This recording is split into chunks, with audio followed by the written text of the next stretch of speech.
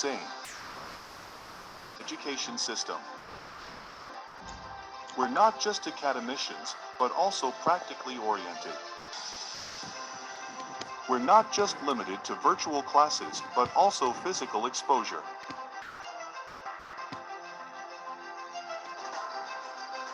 We do not dig a hole in the pockets of the students and their families. We're everything that traditional education hasn't been. IIU has already implemented and promoting the MOOCs technology. When we talk about MOOCs technology, it stands for Massive, Open, Online Courses. The word massive is to be understood in the sense that 100,000 learners or more at the same time have open and equal opportunities to attend these courses. MOOCs are truly a tremendous technological leap, and what makes them so attractive is that they don't imply any cost to learners. IIU has tied up with more than 100 universities to provide more than 10,000 courses to the students, free of cost, with the help of MOOCs technology. We're a revolution in the making, a wind of change. Education is much more charming and intriguing than the temptations of distractions unnecessary. Our education policymakers must look into the problem to make a better system, which is more practical and provides hands-on learning to the students. Who are we?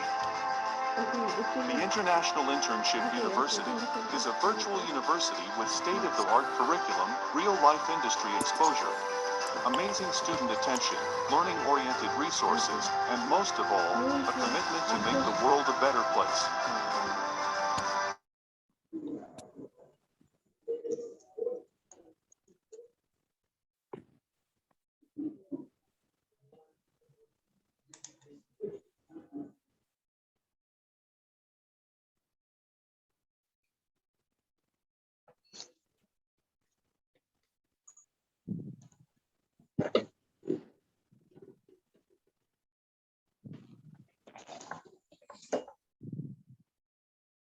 Hello to everyone, welcome.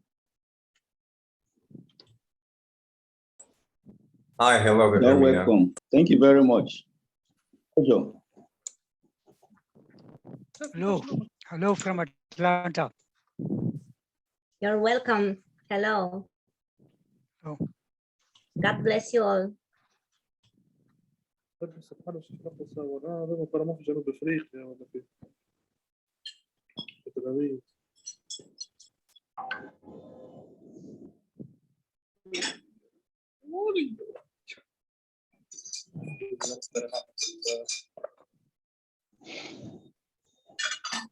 ذكرى كما فهمت الاسهم.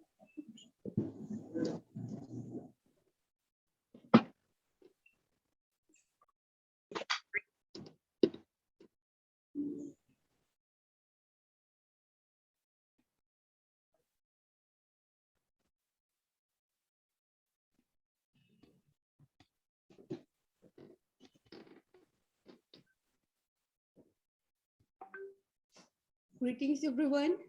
Albina, Miss Laura is here. Greetings. Welcome. You're welcome. Yeah. Yes, I'm here. Yeah. Please, Laura, you may proceed the conference further. Yes. Good morning, good afternoon. Hello. You're welcome. Hello, everyone.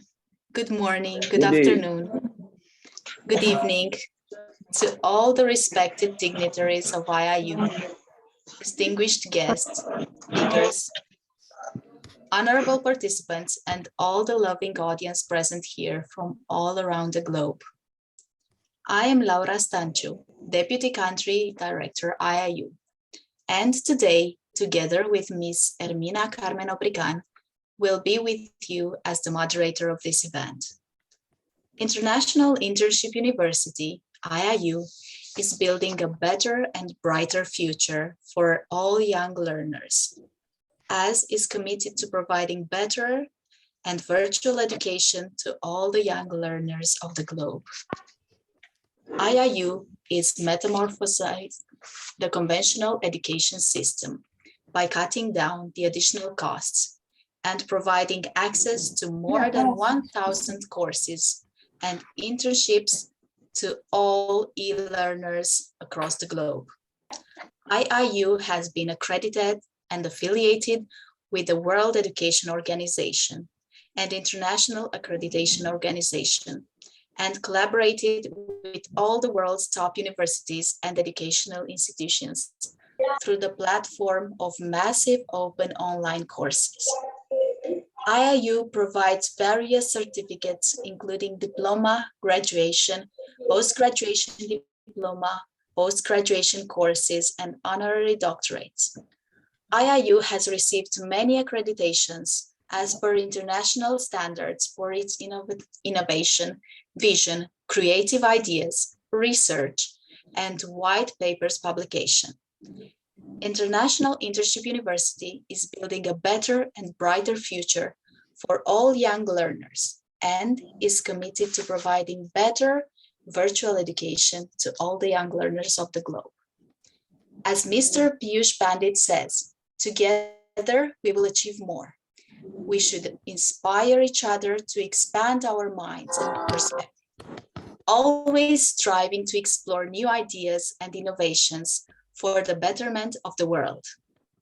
It's my honor to introduce Team IIU, the strong support of IIU, who all are working consistently to achieve the vision and mission of IIU by bringing the new era of education all over the globe. The inspiration of IIU, Sri Dandi Swami Ji Maharaj, his blessings and guidance in every endeavor of IIU are stimulating. Trustees of IIU, Ms. Roshani Lalman, Ms. Anju Pandit, visionary founder and COO of IIU, Mr. Piyush Pandit, the man behind the success of IIU. Co-founders of IIU, Stephen, co-founder IIU Australia, Dr. Satnam Devkar, co-founder IIU UK, Mona Angia, co-founder IIU Indonesia, executive board members of IIU, Mrs. Corina Sujda, Romania, Dr. Kalyani Rao, India, Mrs. Nada Ratkovic, Croatia, Mr. Prakash La Devkar, UK, IIU President Council, Dr. Pratibha Mishra, India, Advisory Board, Dr. Satnam Devkar, UK, Honorary Degree Board, Dr. Prachi Gaur, India, HR and Training and Country Director, India, IIU, DND Mathur, India, Research and Development Board, Board of Directors of IIU, Dr. Snigdha Kadam, Dr. Alisa White, Dr. Prachi Gaur, Professor Dr. General Eboria Ushilo Charles, Continent Head, Africa, IIU. Today, we celebrate the International Education Day and also National Girl Child Day in India. Education is the only utility which can empower girls. Education can change the way you look at yourself and the world. Education has the power to make this world a better place. Let us cherish and adore the real value of the lovely blossoms of the universe, our girl child. Let us all do our best to empower our girl children with education and equal opportunities so they can reach their full potential. Hermina? I wish to pray Corina to show us a movie about IIU.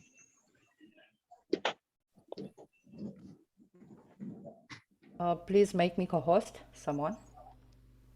I Okay. cannot share the screen. Laura, you can do this. So will someone please make Mrs. Corina co-host? She is the co-host.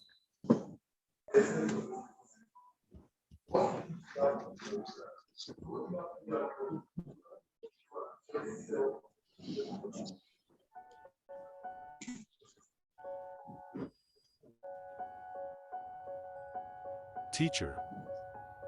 A multitasking educational rock star who lives to inspire and loves to encourage.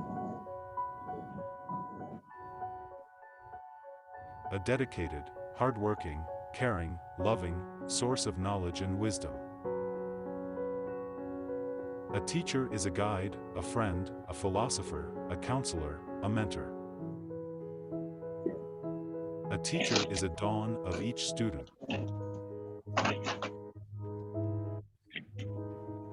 A teacher is someone that students look up to and aspire to be like. A teacher is a brilliant light, illuminating the prism of life, revealing to the students a rainbow of possibilities. A teacher paints the minds of the students, guides their thoughts, and advises their faults. A teacher not only teaches, but also inspire and encourage their students to be their best version of themselves. A teacher shapes the careers and lives of the students. A teacher feels honored to direct the students towards the right path of life. A teacher is more than an educator. A teacher can be the guiding force in our lives, even after we pass through the portals of our school and step into the world that lies ahead to be conquered. When we fall, more often than not, it is a teacher who picks us up, dusts us off, and gets us back on our feet. When sorrow comes our way, and all who surround us can offer no solace, it is not uncommon for a teacher to lend us a shoulder to cry on. If there were no teachers, all other professions would not exist.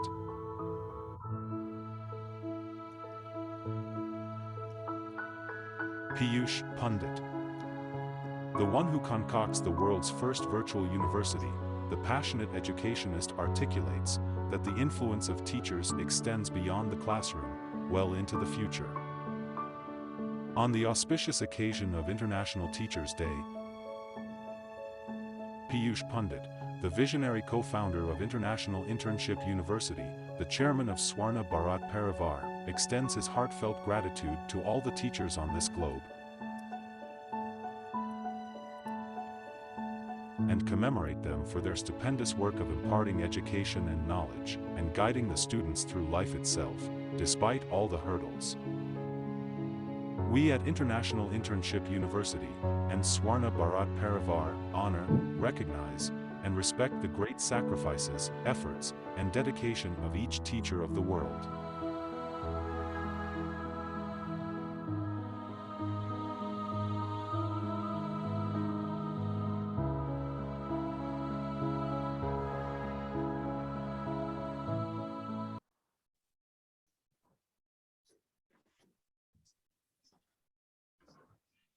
Thank you so much.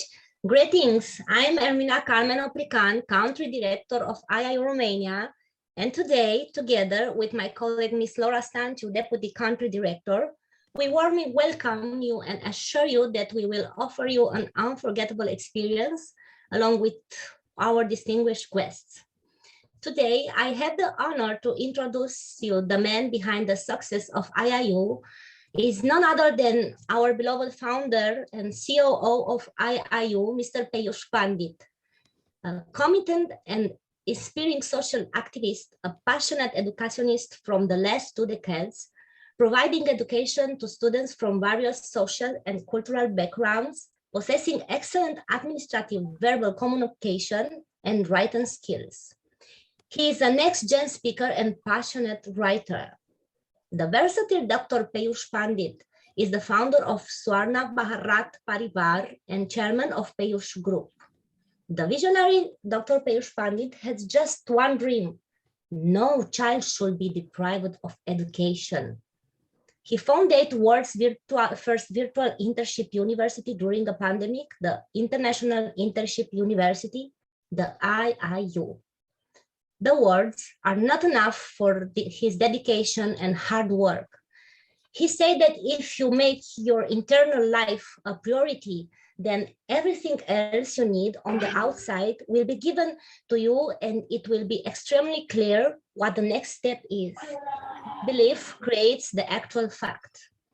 Mr. Peyush Pandit, the multi-talented and devoted personality, has received a plethora of awards, recognition, and honors in acknowledgement of his contribution to social work, education, entrepreneurship, and so on. The list of milestones is endless. Mr. Peyush Pandit, the man behind the success of IIU, was not able to join us today due to urgent work, but he is always present in our minds, leading us towards success. He's sending his good thoughts and wishes you all happy International Education Day. I invite you to watch a film which best expresses the dedication and hard work of Mr. Peyush Pandit, a man with an open mind and open heart for all means education, and his team, IIU, always near to us. Thank you. Please, now watch the movie.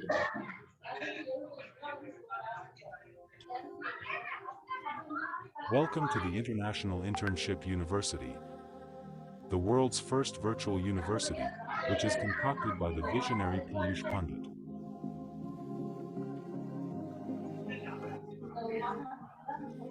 The vision of Peyush Pandit is to take education to students, and not students to education, for the betterment of society.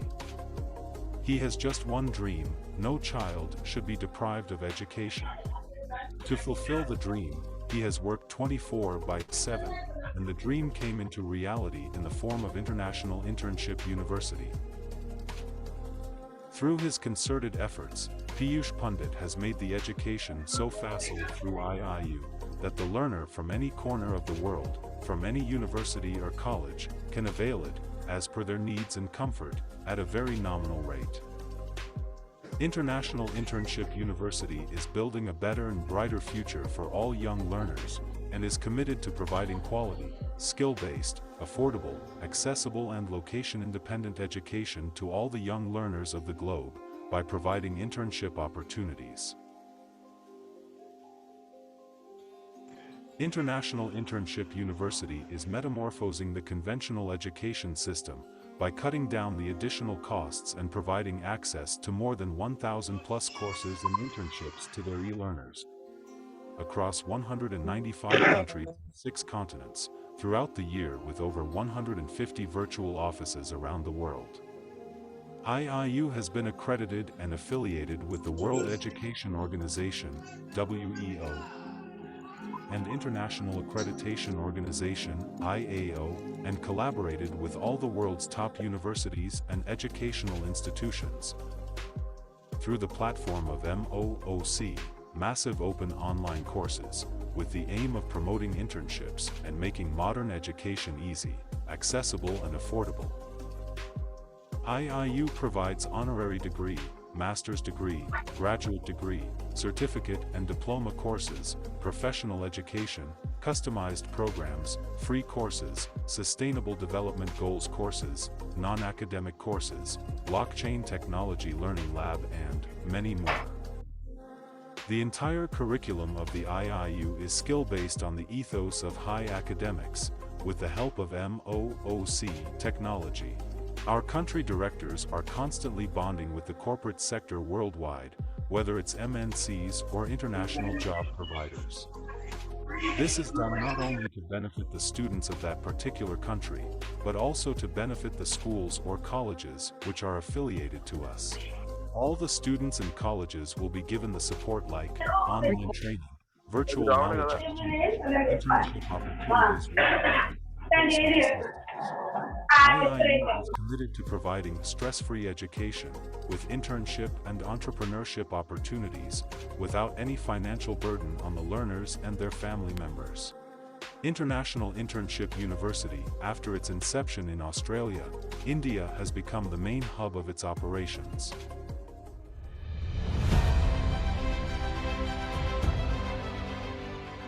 There are 4 co-founders from 4 different countries who have contributed to the growth of International Internship University, which is not only aimed at providing degrees to the students, but also with internship opportunities. IIU has now registered with Indian government also. Co-founders of IIU: Mr. Piyush Pandit, co-founder and COO of IIU, India, and chairman of Swarna Bharat Parivar. Mr. Stephen V., co-founder IIU Australia. Dr. Satnam Duchekar, co-founder IIU UK. Ms. Mona Anjaya, co-founder IIU Indonesia.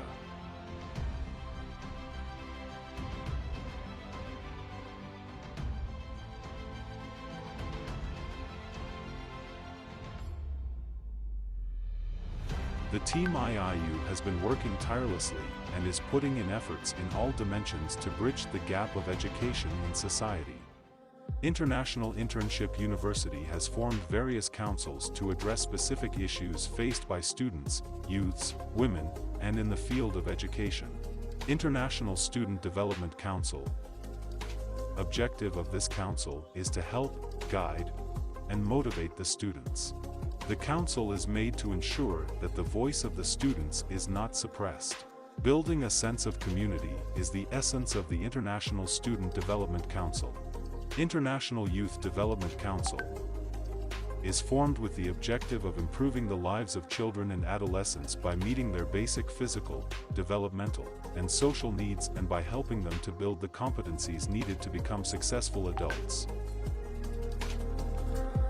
IIU Women Entrepreneurs Council recognizes the incredible skills possessed by a woman, respects their self-worth, and intertwines it with entrepreneurial skills to give a woman the power to create magic, magniloquence, and money with her skill sets. IIU Women Entrepreneurs Council is giving an opportunity to every woman on this globe to witness the uncultivated talents within her, to be the successful women entrepreneur. International Council for Educators recognizes the contribution of educators all over the world in the field of education and encourages them to be a part of it and to change the lives of many more by imparting quality education and spreading knowledge worldwide. IIU is for everyone. Whatever you covet to be, whatever you crave to do, whatever you yearn to study, without any financial stress.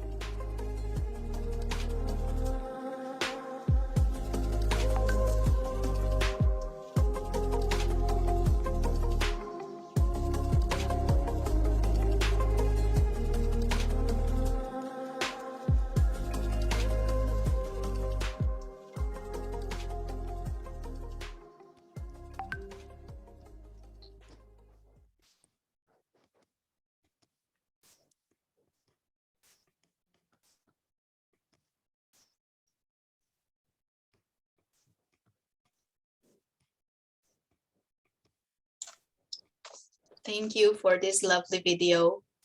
Now it is my pleasure to introduce Mrs. Corina Sujda, the Vice Chancellor of IIU. She is a coordinator or partner in many twinning projects since 2009. She is also the Erasmus Plus coordinator of 3 projects in European countries and Turkey. She got funds from the European Union, and this gave her the chance to take students abroad in various mobilities in different countries across Europe. She's a board member and also international ambassador of IIU. She was a keynote speaker in many international conferences and also a trainer for several schools from across the world. She received a Global Award for Innovation in Education in 2015. The Peace Award in 2020, Best Teacher Award in January 2020, and recently received the Global Gandhi Peace Award in 2021. She is the writer of 4 books for students and a number of papers, articles as well in different publications. Mrs. Karina, we are honored to have you here with us today. Thank you very much, Laura. It's really a pleasure to be here with all of you. First of all, I want to say good morning, good afternoon, or good evening to all of you present here today with us. One child, one teacher, one book, and one pen can change the world, as United Nations Messenger of Peace, Malala Yousafzai, said. Happy International Day of Education, dear educators from across the world. It is really a pleasure to meet you all, and I really hope we will have a very nice and interesting session, and also we will spend unforgettable moments in company of the best and amazing international educators from across the world, our distinguished guests. As we all know, education is a human right, a public good, and a public responsibility. The United Nations General Assembly proclaimed 24 January as International Day of Education in celebration of the role of education for peace and development. Without inclusive and equitable quality education and lifelong opportunities for all, countries will not succeed in achieving gender equality and breaking the cycle of poverty that is leaving millions of children, youths, and adults behind. Today, 258 million children and youth still do not attend school. 617 million children and adolescents cannot read and do basic maths. Less than 40% of girls in sub-Saharan Africa complete lower education, secondary education, and some 4 million children and youth refugees are out of school. Their right, dear colleagues, it's for education. Their right to education is being violated, and it is not acceptable. In this exceptional time, business as usual, it's no longer an option. If we are to transform the future, if we are to change course, we must rethink education. This means forging a new social contract for education as called for by the UNESCO report of the futures of education released last November. We need to repair past injustices and orient the digital transformation around inclusion and equity. And we need education to fully contribute to sustainable development. For instance, by integrating environmental education in all curricula and by training teachers in this field, said Audrey Asley, UNESCO Director General, on the occasion of International Day of Education previous year, 2021. Today we celebrate the 4th International Day of Education under the theme Changing Course, Transforming Education. As it was detailed in UNESCO's recent Global Future of Education report, transforming the future requires an urgent rebalancing or our relationships with each other, with nature, as well as with technology that permits our lives, bearing breakthrough opportunities while raising serious concerns for equity, inclusion, and democratic participation. This year's International Day of Education is a platform to showcase the most important transformation that have to be nurtured to realize everyone's fundamental right to education and build a more sustainable, inclusive, and peaceful future. That's why the founder and CEO of International Internship University, Mr. Piyush Pandit, just has one dream, that no child should be deprived of education. Education should reach every corner of the world. So International Internship University has been on the path of delivering quality education by developing young human resources with ethical and moral values while boasting their leadership qualities, research culture, and innovative skills across the globe. IIU would continue to play its crucial role to shape the future of millions of youths all over the globe. Of course, the whole staff of IIU believes in this dream, and together with our trustee, Mr. Roshni Lal from Australia, our co-founders, and all of you, of course, we want to show that to the whole world that this dream of Mr. Piyush Pandit may come true in a day. I totally agree with Mr. Piyush when he says, when we work together, there is no limit in what we can achieve. He always emphasized that to make an impact in life, we must follow our passion and we must do all that it takes. Pour all your energy into work that makes a mark and change society by touching lives one person at a time. So let's grow together. I personally consider that we are part of a whole, educators from all over the world who are under the same umbrella and are heading in the same direction. Our goal of all of us is to make education accessible and easy for all the children of the world. We want to form strong, innovative, open characters that will represent us tomorrow with passion and determination as true leaders of the future. Remember, alone we can do so little. Together we can create wonders in the education sector. Thank you very much. It's a pleasure to be here tonight with you. Over to you. Thank you, Corina. A creative and a valuable person who is present with all IIU members when they need it. Thank you, our Vice Chancellor. The importance of education in our society is huge. An educator is responsible for an educated generation to warm moral, cultural, and historical values have been passed on, can carry on the legacy of their predecessor and give the future a better chance. An educated society can distinguish between good and evil, between negative and positive influences. To educate means to train, to form, to develop. Etymologically, the term comes either from the Latin educo, educare, which means to take care of, to rise, or from educo, educere, which translates to lead, take out.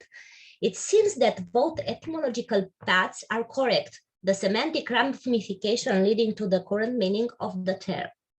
The importance of education is essential for the development of the individual in a social context and implicitly for the development of a society. Let's watch together a wonderful and beautiful movie prepared by the IIU team.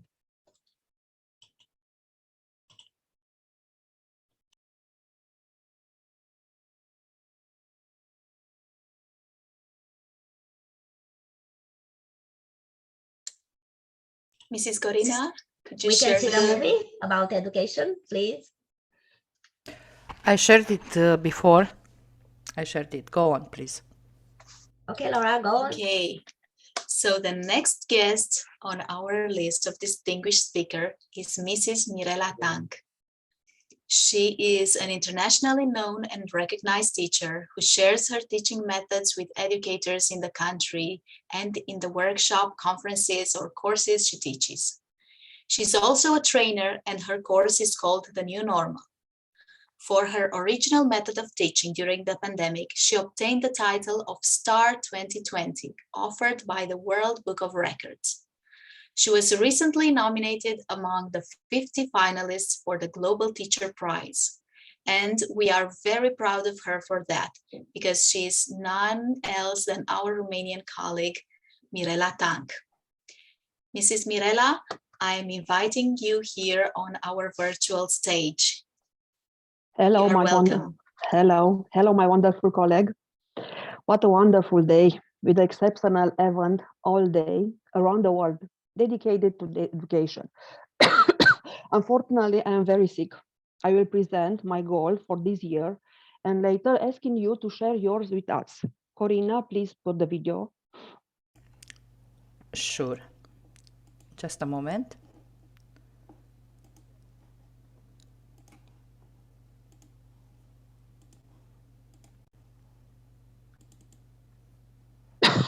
Mele pentru anul 2022. Să demonstrez că sunt în continuare demnă de titlurile primite. Să-mi valorizez elevii și mai mult. Să inspir în continuare educatorii. Să fiu implicată și să implic cât mai mulți colegi în cât mai multe activități și proiecte. Să-i mă lipsesc și pe alții cu starea mea de bine.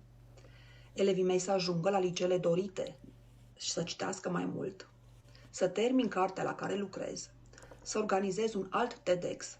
Să fim sănătoși, să treacă pandemia, să ajung la cât mai mulți educatori, fie prin cursul meu, fie prin alte proiecte, să petrec mai mult timp de calitate cu familia mea și cu cei dragi mie, să organizez la vară o altă tabără de formare, să fim fericiți. Îmi doresc ca acest an să fie mai blând cu noi cu toți. Îmi place un proverb care spune că fericirea înseamnă ceva de făcut, cineva pe care să-l iubești, ceva la care să speri. Tu, ce rezoluții ți-ai stabilit pentru anul acesta?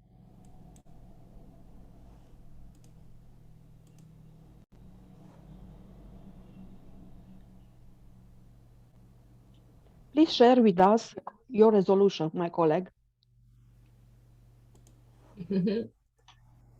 So nice.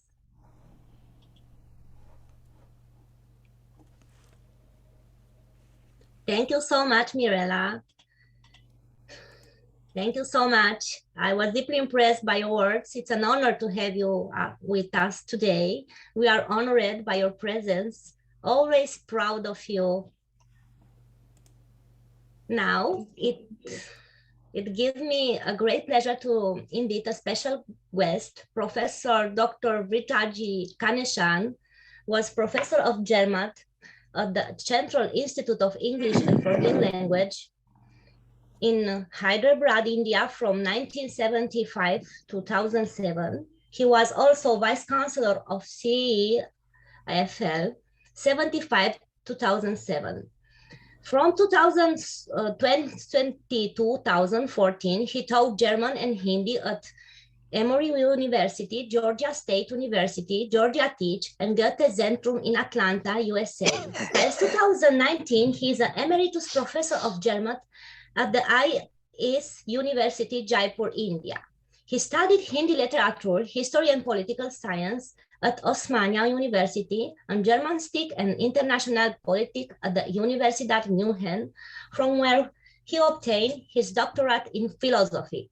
He has been a recipient of fellowship to the DAAD German Academic Exchange Service, Konrad Adenauer Foundation, Germany, was a Humboldt Fellow at the Universität München.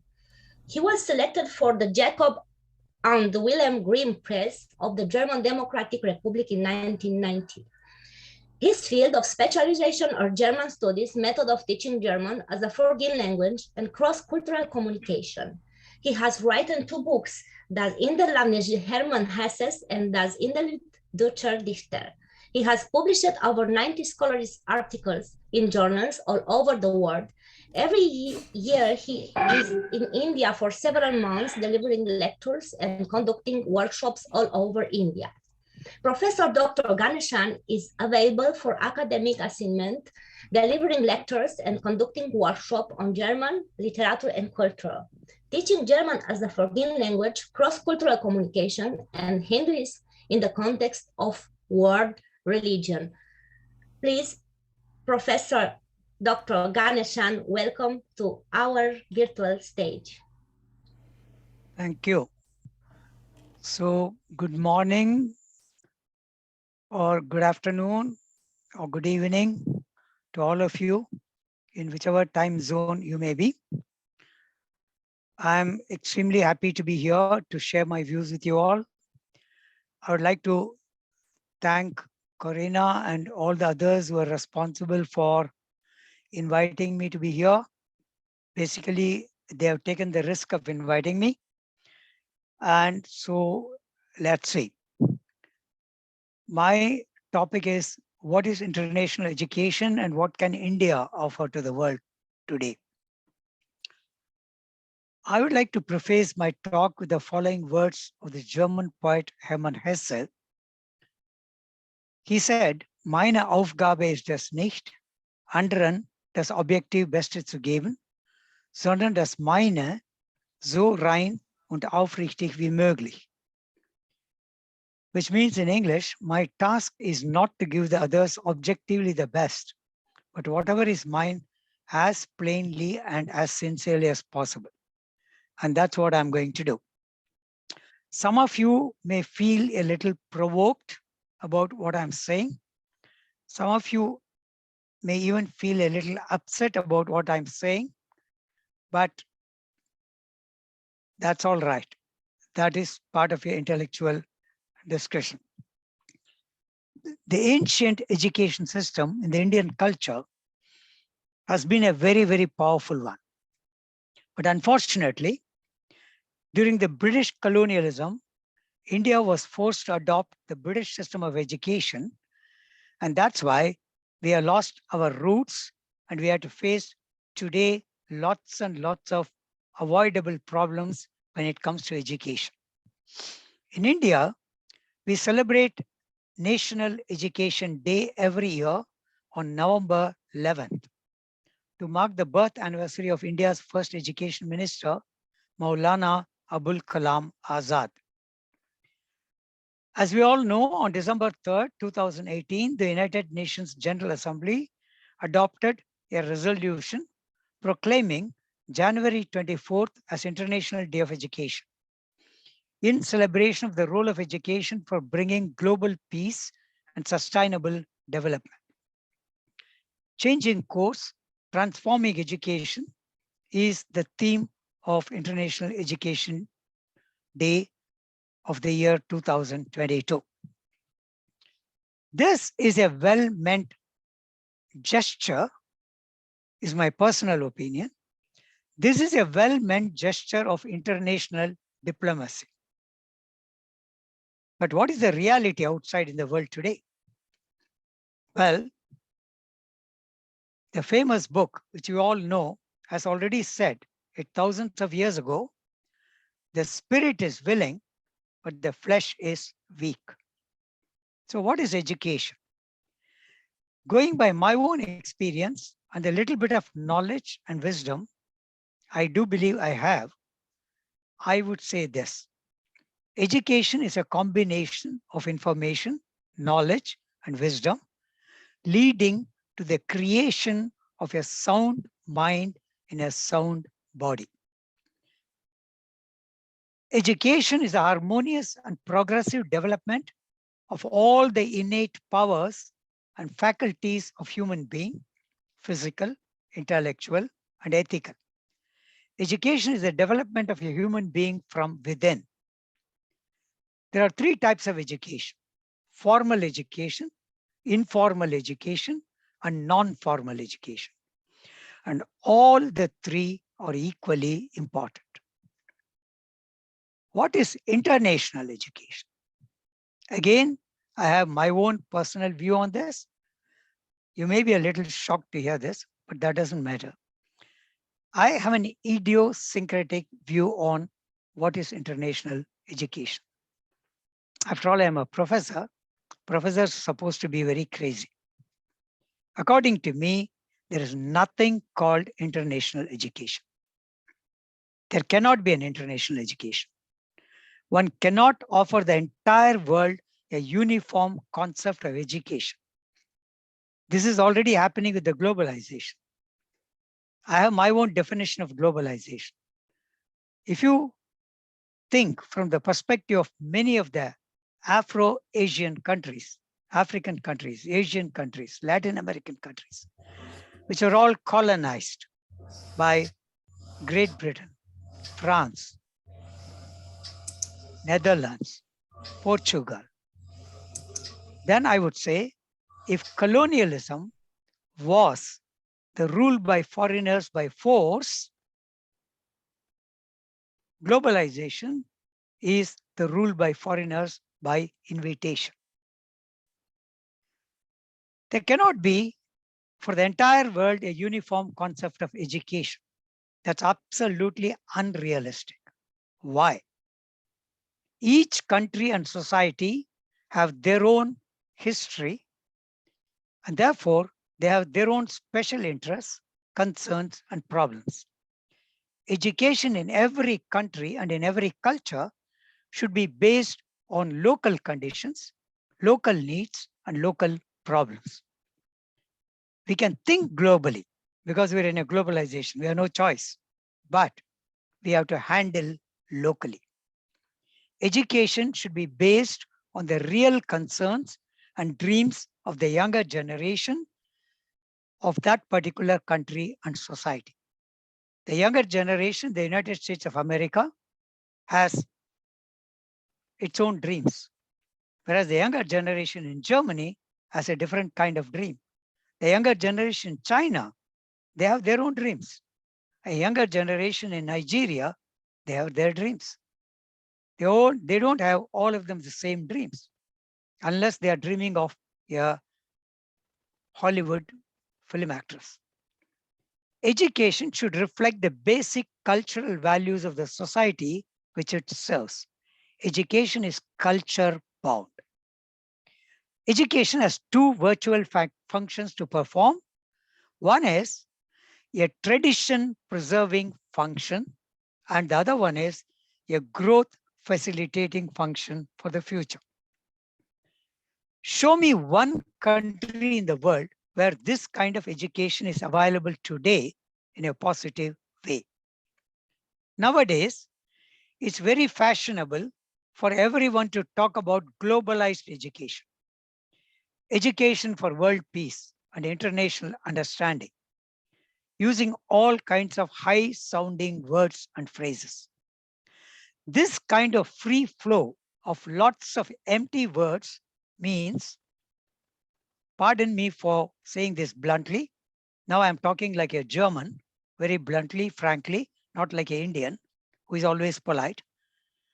This kind of free flow of lots of empty words means, again, pardon me for saying this bluntly, nothing but an intellectual diarrhea. In Indian English, it's called loose motion. Because the reality, we should be honest as teachers. We should not be sitting in a dream world which doesn't exist.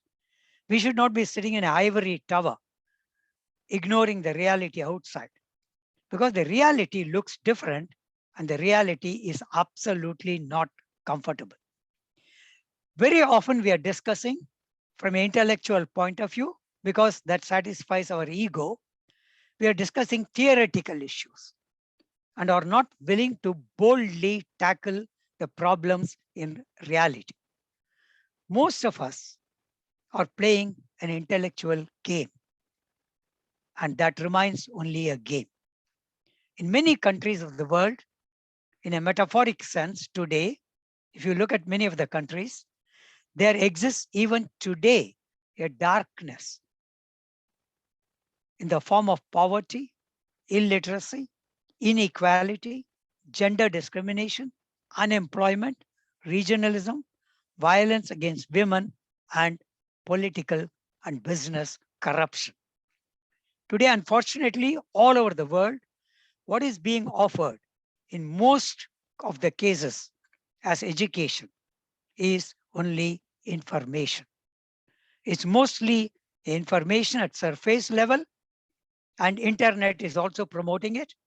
And that does not help the young people to face and handle life's reality with an inner strength. There's no transfer of knowledge and wisdom. There's no transfer of useful knowledge and wisdom in a positive manner from teachers to students. If you will ask me what is the difference between knowledge and wisdom, I'll give you a simple definition. Knowing that tomato is a fruit is knowledge. But not adding the tomato to a fruit salad, that is wisdom. What is happening is the teachers are also, most of them are doing their job mechanically. For many of them, it is a job. It's not a profession. They don't feel committed. They don't feel committed because they are not being treated properly. That's the truth. Nobody cares for the teachers today.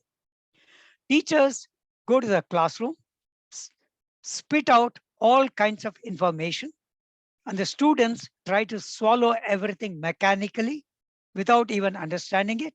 And then the students go to the examinations and spit out all this information to get a good result, the best grade or maximum marks that helps them to build up a professional career to earn a lot of money. The whole life today is revolving around money. What is the problem? In many of our countries, let us be honest about these things. We are teachers. We want all the children to perform the same way without realizing and accepting the fact that each child is a unique personality. You cannot compare children. They are not same. It is like calling different animals like cat, dog, horse, monkey, donkey, lion, tiger, giraffe, fox, and elephant.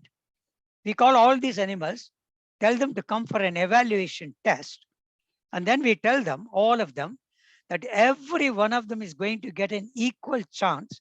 And then we demand from all the animals that they should climb a tree. You know, not all of them can do it. Education has become a commercial commodity all over the world today. People are trying to make money in the name of education. In this system, teachers have lost all their value. That is the bitter truth. They're not being respected. Their views don't play a role at all. Politicians and business people are deciding everything about education.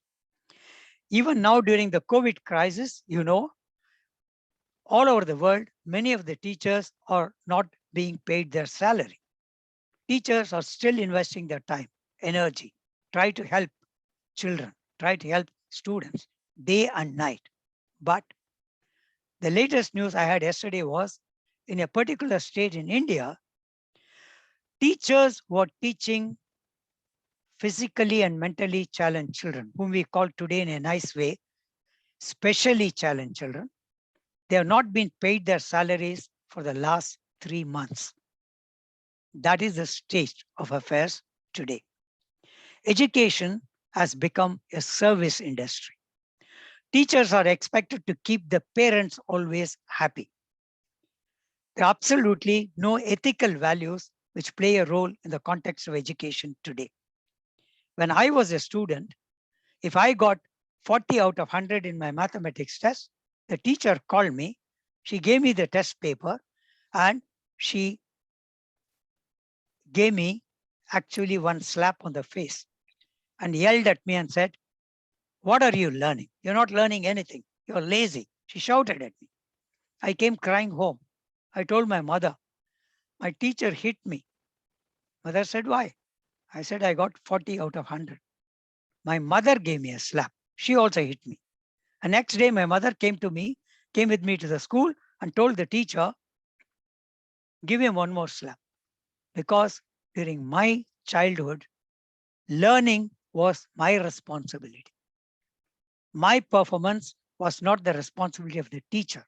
And today, you know, all over the world, when there's a parent-teacher meeting, the parents who pay a lot of money to the school or college or university, they come and very arrogantly blame the teacher for the bad performance of their children. They come and ask you, "Why is it my son got only 40 out of 100 in maths?" My advice to all of you, next time you get a chance, if an arrogant parent comes to you and blames you for the bad performance of his or her child, when the person says, "How come my son got only 40 out of 100 in maths?" smile at the person and say, "Because he is your child."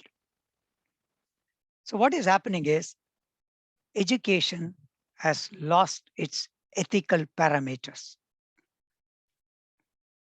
So in this context, what can India offer to the world? I don't want you to misunderstand me. When I say what can India offer to the world, I'm not talking about today's India. Today's India has also got off the tangent. Today's India is not following its own tradition. Today's India is suffering under a colonial education system, which was brought in by the British, which was forced on India, and we are still struggling with it. That's why I'm going to talk to you about the ancient India. If you go to all the ancient cultures, not only India, go to the ancient Chinese culture, Egyptian culture, Greek culture, even Roman culture, and go to the ancient cultures of the Latin American countries, the Maya culture. Go to the ancient cultures of some of the African countries. You can learn a lot of useful things for today's education, but we are not doing it.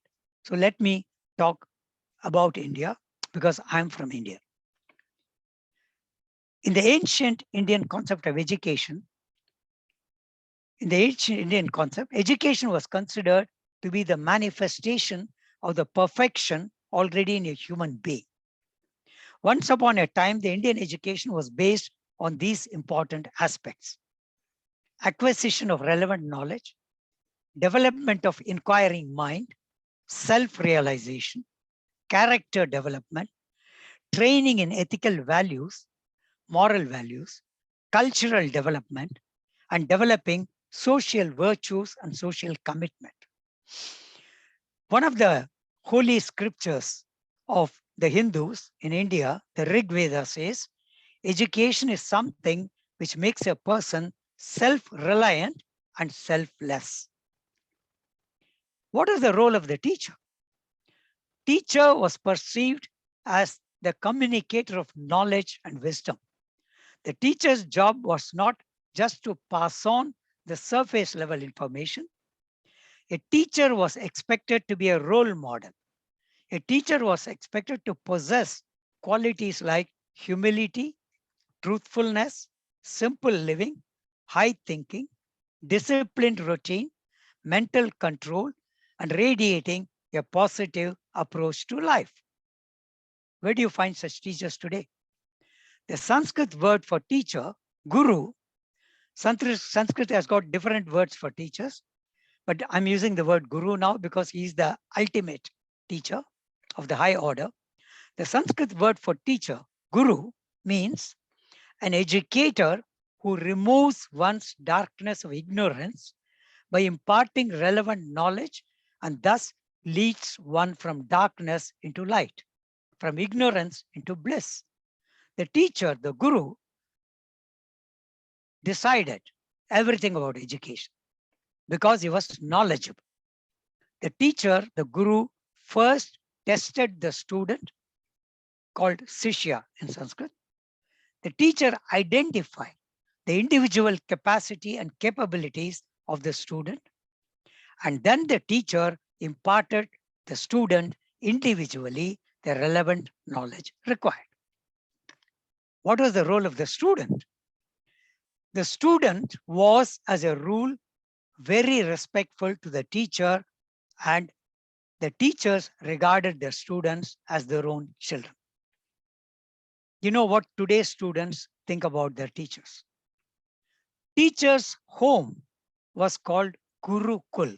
Gurukul is the place of the Guru, the home of the Guru. The student lived in Gurukul, and that was actually the educational institution. There was no big campus of a university. There were no big buildings of a college or a school. Guru's house was the educational institution, where the students spent several years learning different things. And it was an education which was very pragmatic because the student lived with the family of the teacher as a member of that family. Life at Gurukul was tough, full of discipline, hard work, and concentration. At the end of the training at Gurukul, at the place of the Guru, the teacher, the student emerged as a strong personality as a well-learned, responsible individual capable of facing the toughest challenges of life. The next question. How was the interaction between the teacher, the guru, and the student, the Sishya?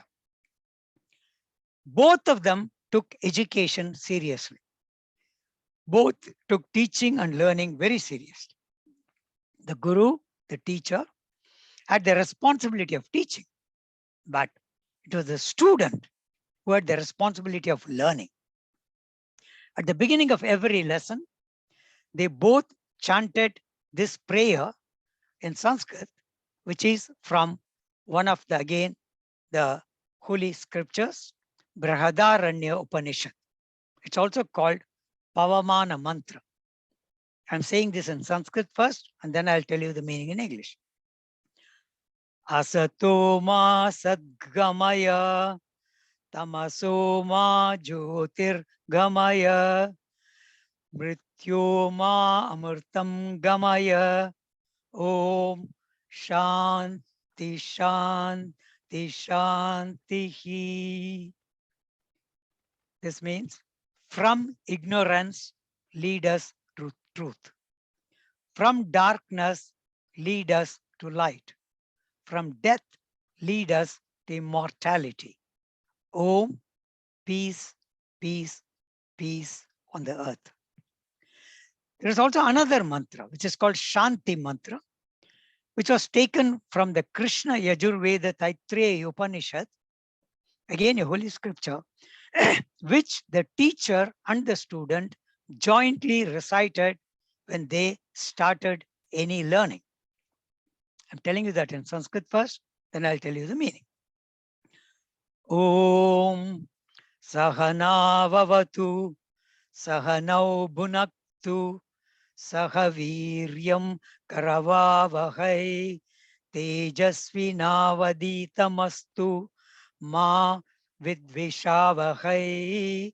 Om Shanti Shanti Shanti. This means Om. Om is the holy sound. May we both, the teacher and the student, be protected. May we both be nourished. May we work together with great energy. May our study be effective. Let there be no misunderstanding between us. Om, let there be peace in me, in you. Let there be peace in nature. Let there be peace in divine forces around us. The Indian wisdom also says how the entire learning process takes place. The entire learning does not take place because the student gets the knowledge from the teacher. No. How does it take place? The entire learning process was divided into 4 parts, that is 25% each. And this is a saying from the famous Indian epic Mahabharata. It says, Acharyat padam adatte padam shishyaha swamedhaya kalena padam adatte padam sa brahmachari bhi. Which means 1/4 we learn from the teacher. 1/4 we learn from our own interest, perceptions, and emotional intelligence. See, the Indian system spoke about the emotional IQ those days. They are talking about it today in Europe and in the US. So 1/4 we learn from the teacher. 1/4 we learn from our own interest, perceptions, and emotional intelligence. 1/4 we learn from our classmates, from people around us. And 1/4 we learn only with time and experience throughout our life. In the broader sense, in India, education was considered as a lifelong process. It starts at birth and continues throughout the life. It's the process of development from infancy to maturity, from the cradle to the grave. It's a lifelong process. I want to quote from a poet, an Indian poet. Now, this is not Sanskrit. This is another language called Tamil. Tamil is my mother tongue. It's my first language. This is spoken in South India. You know, India has a lot of languages, and every Indian is not just bilingual. Every Indian is multilingual. I can modestly tell you, I myself know about, I myself know only 10 languages. Earlier, when people asked me, how many languages you speak? I proudly said, oh, I speak 10 languages. Now I give you a philosophical answer. Somebody asked me, how many languages you speak? Then I smile and tell them, I can be silent in 10 languages. So what did this poet say? The Indian poet, Thiruvalluvar was his name. He said in his famous book, Tirukkural, this sounds different from Sanskrit. As I said, this is another language, Tamil. He said, Karka kasadara karpavai katrapin nirka adarku taha. What does that mean? He said, whatever you learn it thoroughly. No shortcuts. Whatever you learn it thoroughly. After you have learned something, learn to apply what you have learned and live your life according to what you have learned from your teachers. The kind of education we need for the future is, to put it in the words of an Indian philosopher and spiritual leader, Swami Vivekananda, we need an education which facilitates the character formation of the students, an education which supports increasing the inner strength of the mind of the students, an education that helps the students to expand their intellect and horizon about the world so that they can proudly stand on their own feet. I am 74 years young, and I don't know how long I'm going to live. But as a Hindu, I do hope that in my next birth, I'll be able to get such an education wherever I may be born. We are all living in a time of disinformation, lots of empty rhetoric, lot of empty promises. We are all living in a time of disinformation where all the social media are spreading very often fake news, fake information, trying to destabilize us and driving us against one another. We need to be very careful about it as teachers. Therefore, let me conclude by quoting another important advice from the Tamil poet Thiruvalluvar. He said, எப்பொருள் யார் யார் வாய் கேட்பினும் அப்பொருள் மெய்ப்பொருள் காண்பது அறிவு. This means, whatever you may hear from whomever it may be, using your intelligence, you have to find out whether what you heard, whether there is any truth in it, or it was only an empty talk with empty thoughts. That is the wisdom every one of us should have as teachers. We should listen to everybody, but we need not trust everyone. We have to ask ourselves, fine, why is this person saying all this? Is there a truth in it? Is this truth useful to me in my life? If something is useful, take it. Otherwise, smile and move away. So, this is what the advice he gave. And this advice applies also to my talk today. So, my suggestion to all of you, start thinking now about whatever I said in my talk and ask yourself whether there was any truth in what I said. I would like to thank you all for your patience. You can send me emails. My email ID is very simple. The language German, German, and add, it's all one word, German Ganeshan, GermanGaneshan. I'll be happy if one of the organizers write this on the chat so that people can get it. GermanGaneshan,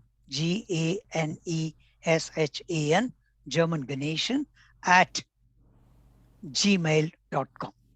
You're most welcome to interact with me via Gmail, not on WhatsApp.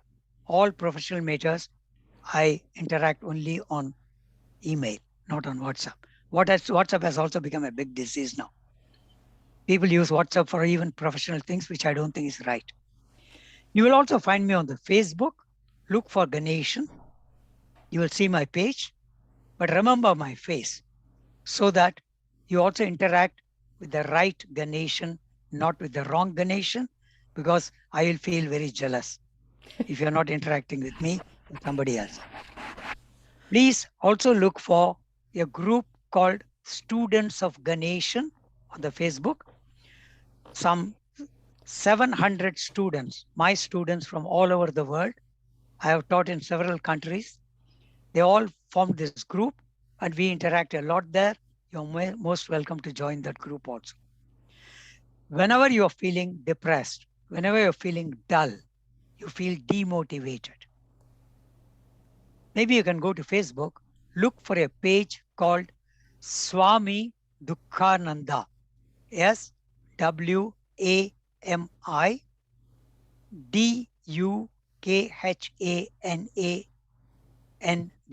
Swami Dukhananda. Maybe I'll try to write it on the chat. You can go there. This Swami Dukhananda, Swami is a word we use for, teachers also, a guru. This Swami Dukhananda puts on this page very interesting philosophical and spiritual messages. Maybe reading them will also help you to get out of your not so positive mood. Once again, thank you very much for your patience. I hope whatever I said was a little useful. Thank you very much. Thank you so much, sir. It was really an honor for us to have you today to enlighten us with your wonderful speech. You know very well when I invited you, I was a little bit skeptic. I was thinking, oh, I don't know if this man will accept my invitation, but I really feel honored because you accept. I know your time in USA now, it's very early in the morning. Thank you once again. And I would like to share something with all of you. It's just what IIU believe that we all know that some kids are smarter than you. Some kids have cooler clothes than you. Some kids are better at sports than you.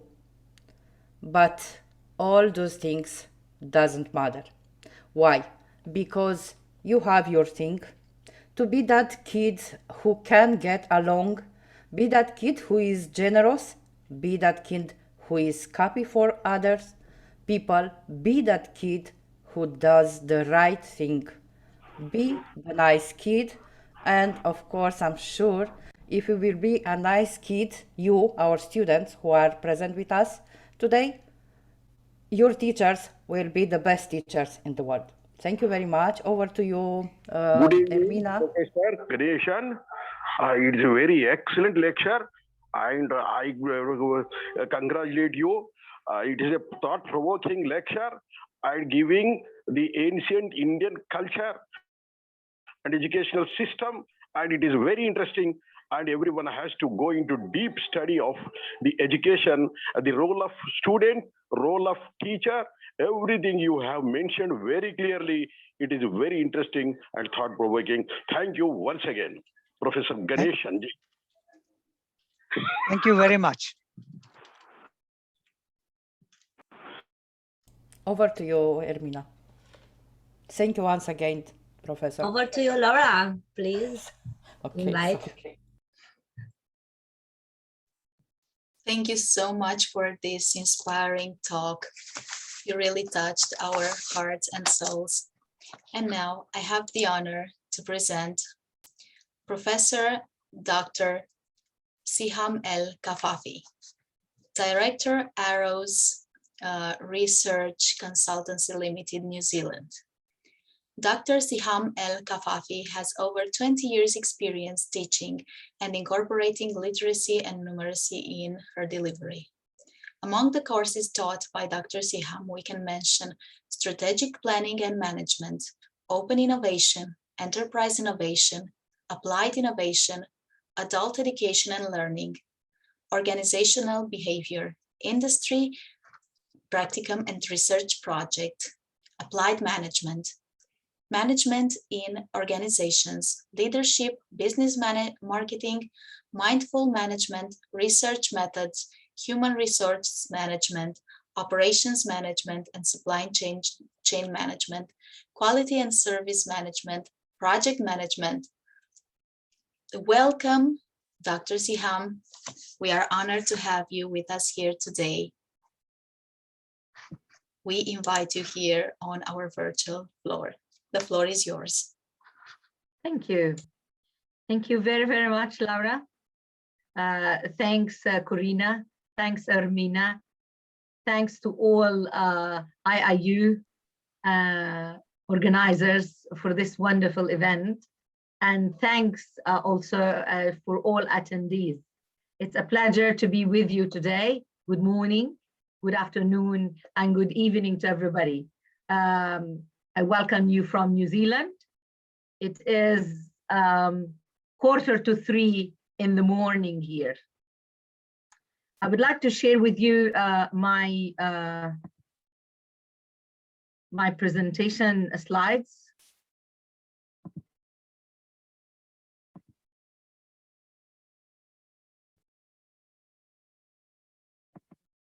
So today I would like to talk to you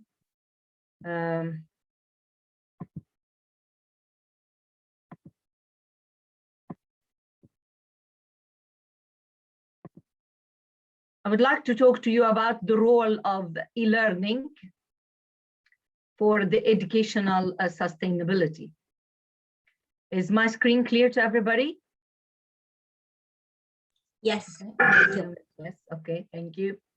So this is the content of my speech today. I will discuss the objectives, followed by what is educational sustainability, the ideologies, the history and the background of e-learning, the current status of COVID-19 and its impact on e-learning, future trends of e-learning, benefits and challenges, conclusion and recommendations. So what is my objective today? I would like to relate to you the concept of e-learning and how it can actually contribute and play a great role in educational sustainability. If we are going to look at what my esteemed presenter, Professor Ganesha, and how he explained to you what is happening with education nowadays and what happened after also COVID-19, the pandemic, it is actually exposed a lot of these challenges that we are actually confronting, and we have to give it attention. So let us have a look and see what is the simple definition of education for sustainability. It's about learning to think and act in ways that will safeguard the future, the well-being of people and our planet. So what does educational sustainability focuses on? It gives a great importance on developing our learners, because those learners, these youth, are our future decision makers, and they need to be connected with the land and with the environment when they are making such decisions. It's also trying to provide meaningfulness in such connections, in the different learning areas that we are providing for them. And that has to be also related to our values. It also contributes to the social, cultural, economic, and environmental well-being of all countries worldwide. As we all know, we are actually living in a global village these days.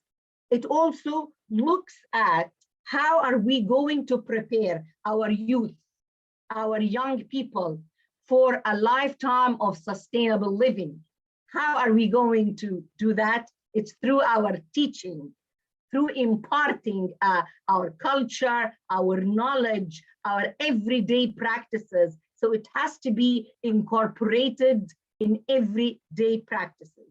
It's also a way of providing opportunities for the students, opportunities for them to engage in real, genuine learning, to be engaged in their communities, to actually take actions and to transform all the challenges that we are living in right now in order to reach this sustainability. It's also a way of being creative, a way of being innovative, thinking outside the box. In order to have this, we need to have also a way of critical thinking. How are we going to manage this for our sustainable future? So what are the ideologies of educational sustainability? There are a few points. As I mentioned, it's actually to do with transformation.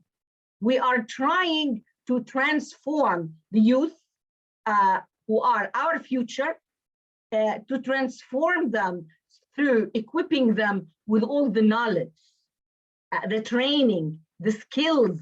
It has actually been proven through lots of research that there's gaps in skills, which has actually risen exponentially, especially after the spread of the COVID pandemic. Also, we need to look at the inclusivity of education. What do we mean by that?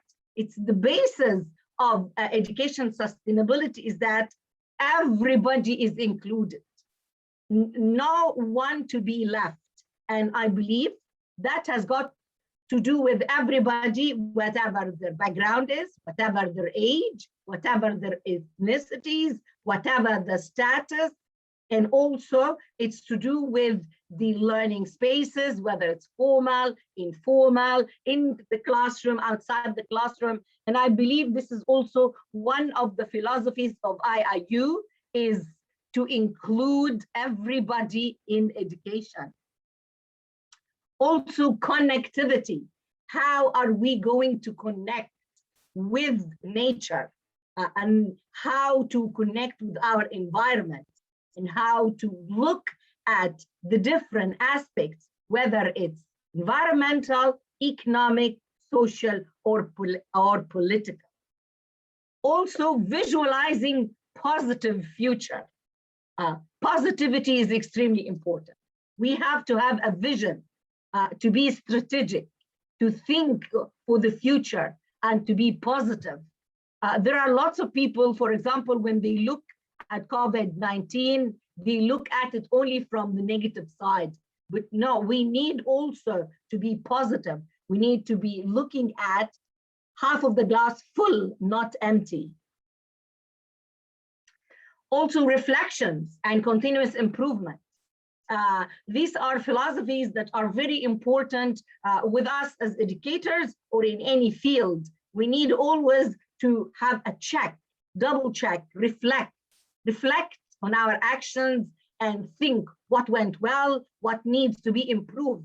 If we don't do that, we will not go through the cycle of continuous improvement that we always aspire for.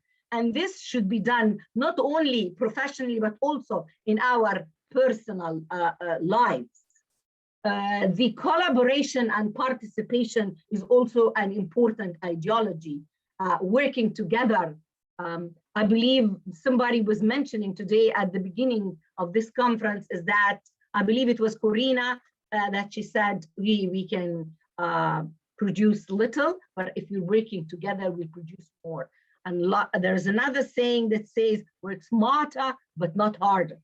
So, and these forums that is provided to us by IIU, it's to build all these partnerships to enable us to network from all over the world, collaborate with each other, share our knowledge, share information, and transform it into action.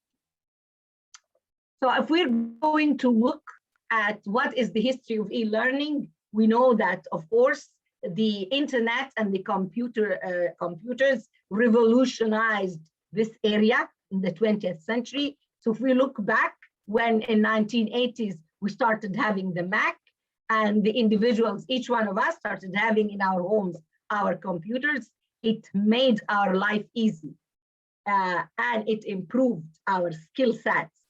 Then comes the 1990s. And then what happened is that institutions started providing courses online, which was also a revolution in that field. It reached people in different geographical areas, which was very helpful for both educators and learners. Then comes the 2000s, and you can look at, in that stage, it was not only students, even businesses started collaborating. They started training their employees, upskilling them, giving them opportunities. And when you are going, for example, for a job, and you want to look at your organization, you also look at, you're not only offering your skills, you're also looking what are they going to offer you from training in order to upskill yourself, increase your knowledge, and be also competitive in your field. So all in all, as we can see, that these technological innovations and computer evolution radically changed the whole landscape of learning. And e-learning is offering a lot of opportunities in different formats, videos, slideshows, PDFs, and we have used tonight several of them as examples to demonstrate all this revolution in technology. I have been teaching, for example, all last year because of COVID online. I've been teaching using Zoom. We're having all those communities of learning, and that is a big example. I'm here in New Zealand. We are having 75 attendees today from all over the world. That is due to this revolution in technology and computation. So if we're going to look at this current situation and what's happening with COVID-19, its variants, Delta, and now Omicron, it has led to countries all over the world to take different measures. Lots of countries went to lockdown. We were last year from August until December in lockdown here in Auckland, which has affected the businesses, it's affecting the economies, it's affecting our style of life. And that also indicated the pushing for the use of the internet. People are starting to become, and businesses are starting to become more creative, more innovative, thinking of ways to survive, to live with this new normal. So if we're going to look at the figures, we are going to see that the rise in the use of the internet, which was 70%, and in all other aspects, which because of also the physical distancing, that we have to be careful with that. So this also changed how universities work. IIU is also an example. They are an international virtual university in order to cater for the need worldwide through the use of technology. So that actually helped, and looking at the online classes, there is video conferencing that has been going on. We use Zoom. Some organizations use other learning management systems like Moodle, Canvas, Blackboard, Google Classroom. So there are different softwares and different technologies that has been assisting with this online learning environment. And also that increased what we call the global digital use. So when we're talking about sustainability here, what do we mean? Is how can the educational providers act in a manner that exhibits awareness of how all things are connected and make a well-considered choices for the greater good of everybody. So if you're going to look at this figure, it provides for us the importance of the increase of the global digital population. So if we're going to look at it, it demonstrated that there is 4.66 billion people who were active users on the internet, which is 59.5% of the global population. That's a huge number. Also, out of that number, 96.2% they access the internet via the mobile. All of us are all the day on our mobile with all the groups and all the interactions. I know some people who are using everything on their mobile even more than their computer. So what do we feel right now? You go out, you are in your car, and all of a sudden you forgot your mobile phone. Wow, you feel you cannot live your day. This is unimaginable. You feel that you're not connected. Something is missing. We are glued and attached nowadays to our mobiles, to our technology we use this in our everyday life. If we're going to look at the ranking of the highest countries that are users of internet, it's on the top is China, India, and the USA, which gives the opportunity for people to connect all over the world. That figure demonstrates to you the growth of the individual use of the internet. And as you can see also in this pie chart, that on the top of the distributions is Asia. It's 53.4%, followed by Europe, Africa, Latin America and the Caribbean, North America, the Middle East, and then Oceania and Australia. So the top countries with the highest e-learning adoption rate, as you can see there, on the top is India with 53%, followed by China, 52, Malaysia, 41, Romania, 38, so forth until Ukraine, 20%. So as we can see the increase in the number worldwide for the adoption of the e-learning. What are the benefits? There's lots of research conducted. It increases the knowledge retention. It also increases productivity, and it boosts the employee engagement. It gives you more time and less spend time in commuting. And that gives you the ability to have higher productivity. So if we're going to look at the top ways that the talent developers are looking at e-learning and its benefits, that research also showed that there has been a closing in the gap. It gave the opportunity for the employees to gain more skills because shorter time that is required, and also it gave the opportunity to have qualitative departmental feedback, a qualitative feedback from employees, and increase in their talent and their engagement. So what are the future trends that has been happening in this e-learning? The first on the top of that is the micro-learning. If we're going to look at micro-learning, it is actually tailoring courses that fits for your needs. So it's method that would give you bite sizes, as they say. So it enables you to learn in little times when it is suitable for you. It gives you the knowledge that you need to in order to be able to upskill. So that is beneficial for both the organization and beneficial for the employees. There are lots of benefits for micro-learning. As we can see, it's helping the learners to learn useful skills whenever it's needed, giving them the information professionally, and increases return on investment for their organization. Gamification is also one of the popular trends that has been happening. It is very engaging for the students, the learners, to learn through games. There has been a proof that this based game learning increases by 28.8 billion. There is also the video modules, which has been popular.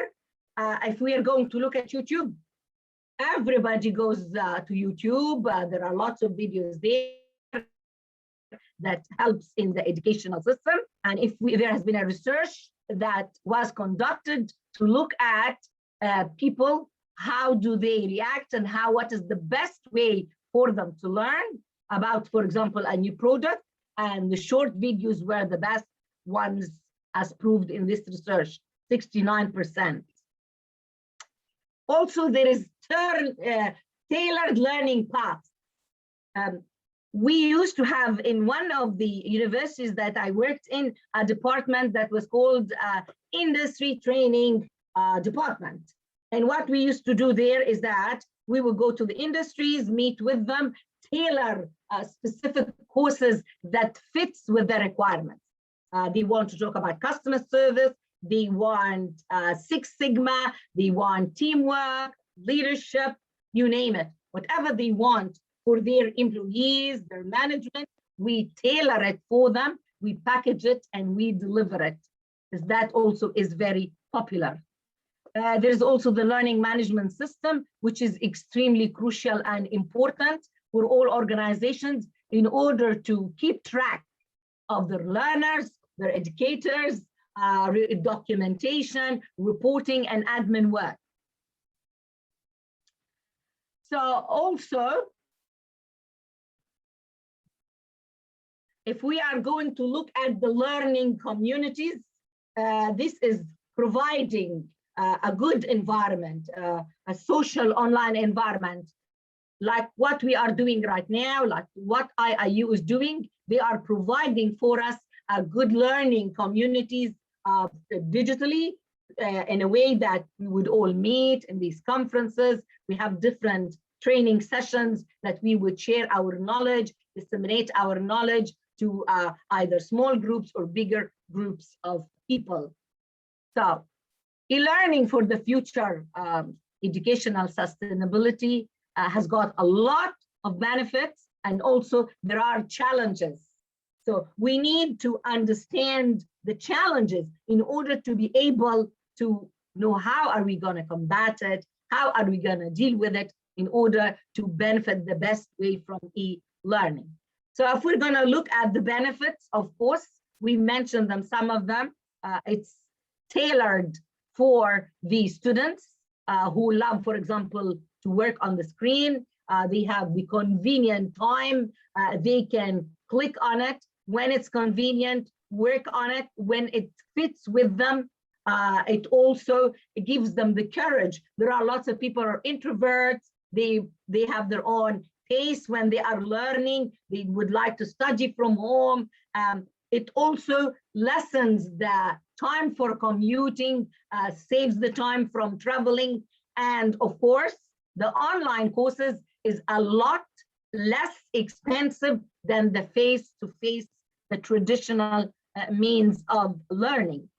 But having said that, there are challenges that we need to understand. These challenges has been exposed greatly after COVID-19. So one of the things that we've noticed here in schools, there were lots of students who did not have computers. They didn't have broadband, the Wi-Fi, which was very difficult when we were in lockdown to reach them, to give them the learning that is required. It's not reaching everybody and all over the world. that is an issue that we need to put in consideration. Also, sometimes the people, when they are working from home or learning from home, they lack discipline, time management, which is extremely important to train yourself on. Also, in this global citizen world, not everybody has got the same characteristics, the same style, the same capabilities. We are now, as educators, we have different types of students. And when we say students or learners, these people can have several hats. They can be mothers, they can be fathers, they can have a job and have responsibilities at home and also want to learn. So we have to cater for their needs. We have to be responsible to provide them with their needs, with the right style of teaching and learning and courses also to meet their cultural backgrounds and also their values if we are going internationally. Also, one of the challenges that was exposed is catering for disabilities and impairments, which was one of the big challenges. Also, lack of technical training. All of a sudden, everybody went online and not everybody knew, for example, how to work those platforms, how to navigate them, how to deal with them. And until now, I've noticed a lot of my students, for example, sharing a document was very, very frustrating for them. Technology is beautiful. It's great. It's wonderful. It's God's gift when it is working. But oh my God, when it doesn't work, it's extremely frustrating. So that is one of the things that we need to put in consideration. Train the teachers, train the employees to help them in their job to be able also to fulfill the requirements and the needs of the students. And by the way, there are some of the students are really wonderful. They even know more than us when it comes to technology. And one of the biggest issues also is electricity. I mean, can you imagine if there's a cutoff of electricity, how are we going to use our computers? How are we going to use the internet and the Wi-Fi? That is also an issue in some of the countries. If you don't have electricity, you can't survive, you cannot do that. So, in conclusion, what I was trying to say here is that we should have a mind shift towards this new digital culture to enable the educational institutions and the educators and the students to actually succeed in adopting this new era of online learning. To guarantee educational sustainability, we need to support each other, collaborate with each other, have a positive vision, really adopt the philosophy, the ideology of actually educational sustainability. In other words, practice what we are preaching, really move it into action for this transformation. So in order to be able to do that, it is recommended that we deliver a streamlined, well-designed learning management system. Very important, as I mentioned, for technology to work, to assist us, to help us. And it's also the content of the courses that is also developed has to be efficient also, and in synergy married with this learning management system. But the other thing is also that we have to provide courses, curriculums that is relevant to our learners' learning style, that caters for their needs. So in order to be able to do this and invest in e-learning and technology and encourage a blended program, because until today, there are still people who would like to have face-to-face contact. besides e-learning. So we need to have suitable style of leadership. We need to have solid economic forecasting, and we need to have the financial resilience to fund this e-learning. Thank you very, very much. And it was a pleasure to share this with you. Thank you. Thank you so much, Dr. Siham. Thank you for your interesting and informative presentation and for your positive attitude. Always you have a attitude positive and smile on your face. Thank you so much. Thank you. Because it is so wonderful to have you all with us today. My colleague Daniel Milenkovic, together with Dr. Evelyn Roman, pianist, has prepared a nice surprise for us. They will share us two musical works by some great Romanian personality, Mihai Eminescu and George Enescu. Daniel is a new generation teacher, a teacher who does his job with dedication, a teacher I strongly support in his career because I believe in him, and he has shown me that he is a different teacher, as I like to call him. Please, if you can show us the message from Daniel.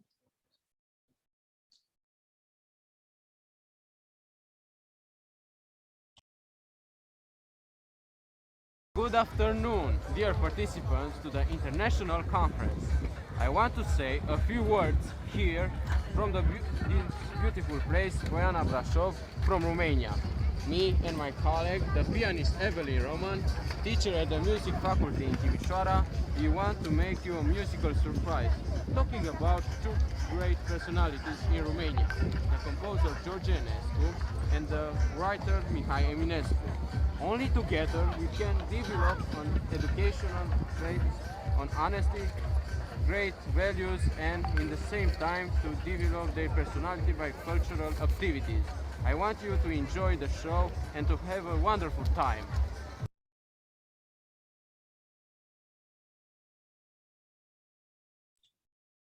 And now let's see the first song.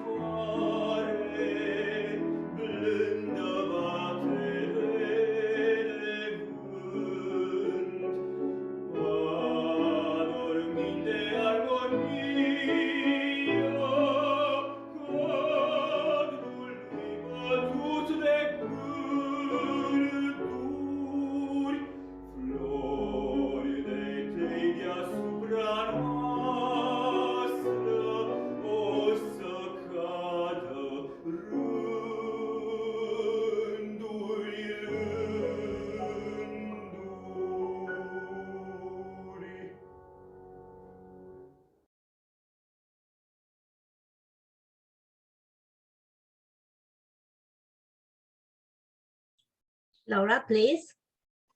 The lyrics of Eminescu, the big poet of Romanian people. Such a Romanian. beautiful song. Yes. Yes, on the lyrics of our national poet. Now, after this beautiful song, I have the honor to introduce the next guest, Professor Dr. General Eboria Ushiolo Charles, PhD, Africa Head and Nigeria Country Director. Professor Dr. Charles Ushiolo Eboria is a professor in education in the areas of theology, peace, diplomacy, crimes against humanity, philosophy, psychology, literate, poetry, editor, advisor, motivational speaker, and public intellectual with over 35 years of teaching, administration, and research experience. He has been an independent consultant and training expert. Professor Charles is currently working as a consultant in one of the financial institutes in Nigeria. He is the global founder of Dynamic Peace Rescue Mission International as the Global Commandant General. He serves as the Africa Head and Honorary Country Director, Nigeria, for the International Internship University, IIU. He also serves as an associate professor and professor of international diplomacy and global development at Institute for the Roma Studies of Europe and Research. He serves as International Special Prison ISPE Executive Director, Africa at United Nations New Security Council. He has won many national and international certificates and merit awards. Some include Best Administrator, Best Manager, Best Marketer, World Icon of Peace. Several awards of appreciation in the Church as a Catholic Church Council member, Counselor, Charismatic Awards as Service Team, Chaplain General Awards, and World Peace Ambassador General Awards. Dr. Charles, we welcome you today. The floor is yours. Thank you very much. It's a pleasure meeting every one of us here again. We thank God for this day. This day has been a unique day, a day that we will never forget, a day that every one of us will be blessed. Thank God for our able Professor Piyush Bandi. He has been a very role model who has been giving us this platter of gold so as to showcase our intellectual as in educating the global world. I thank God for today. Today is a special day. Why did I say it's a special day? It's a special day in the sense that we're going to talk on education is the key for peace and development. International Day for Education. This day was proclaimed by UN General Assembly, January 24, 2018, so that we can celebrate the role of education for peace and development. The theme is to changing course, transforming education. This celebration is led by the United Nations Educational, Scientific, and Cultural Organization, UNESCO, to showcase the most important transformation that have to be nurtured to realize everyone's fundamental right to education and to build a more sustainable, inclusive, and peaceful futures.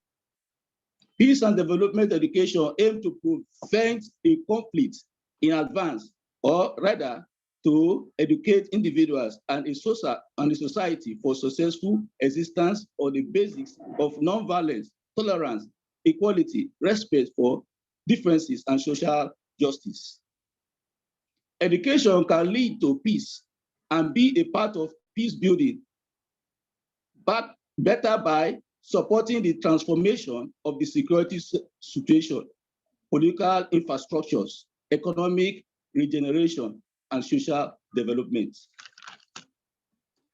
It is imperative to know that early childhood development interventions have been shown to have a positive impact on peace. Peace education is the process of acquiring values, knowledge, attitude, skills, and behaviors to live in harmony with oneself, others, and the natural environment. Proper and good education is very important for all of us. It facilitates quality learning all through the life.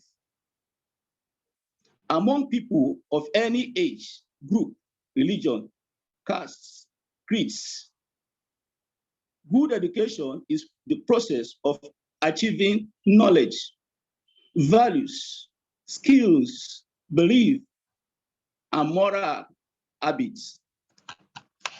Education is the key to success because education makes us aware of knowledge, skill, ethics that has been there in the world which we learn, and as it helps us to progress and develop further. No doubt that to be successful, hard working is must, but without education, it will not yield any results. Education helps us to build character as you learn about different cultures, languages, and how other people think as well as live. When you have education, you are able to fulfill the basic needs in life. You are taught to get dressed, learn self-care, and practical life skills. 10 reasons for education is key. 10 reasons for education is key. 1, stable life. 2, teaches values. 3, build confidence. 4, create opportunities. 5, foster critical thinking. 6, interpersonal skills. 7, build characters. 8, fulfill basic needs. 9, knowledge. And the last one, goals. Let us look at the SDG 4. There are 10 targets we must look at education. What are those targets? 1, universal primary and secondary education, which we should look at.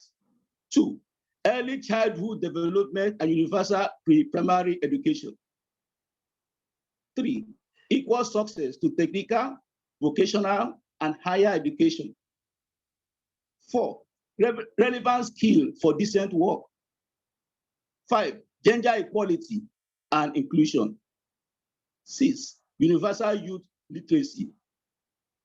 7, education for sustainable development and global citizenship. 8, in the area of effective learning environment. Build and upgrade education facilities that all child, disability, and gender sensitive, and provide safe, non-violent, inclusive, and effective learning environment for all. This target addresses the need for adequate physical infrastructure and self-inclusive environment that nurture learning for all, regardless of background or disability status. Target 9, in area of scholarship, by 2020, substantial expand globally the number of scholarship available to developed countries, in particular, least developed countries, small island developed states, and Africa country for enrollment in higher education, including vocational training and information and communications, technology, technical, engineering, scientific program in developed countries and other developing countries. The last target, which is for teachers and educators, by 2030, substantially increase the supply of qualified teachers, including through international cooperation for teacher training in developing country, especially least developed country and small island developing states. In conclusion, education is the foundation for inclusive society. It shapes the mind of people across the world as they fulfill their aspirations, both individual and collectively. It is key to resolve many of the global and local challenges we face.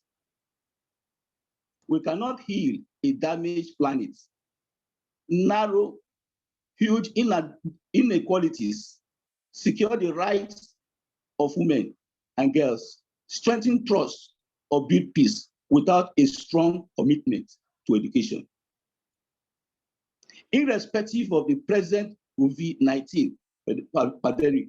We are moving further away from education and lifelong learning system we need, as set out in the 2030 Agenda for Sustainable Development.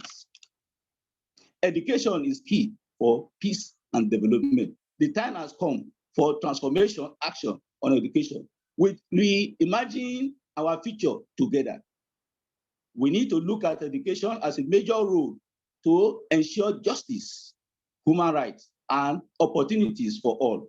Hence, every person can live a life of purpose and contribute to our collective well-being and our shared home. We can better respond to emerging challenges and better address the interests of future generations. Thank God for IIU, who has shaping all this and has been working towards it and have qualified teachers, qualified people who are fulfilling this dream. We are going to make it.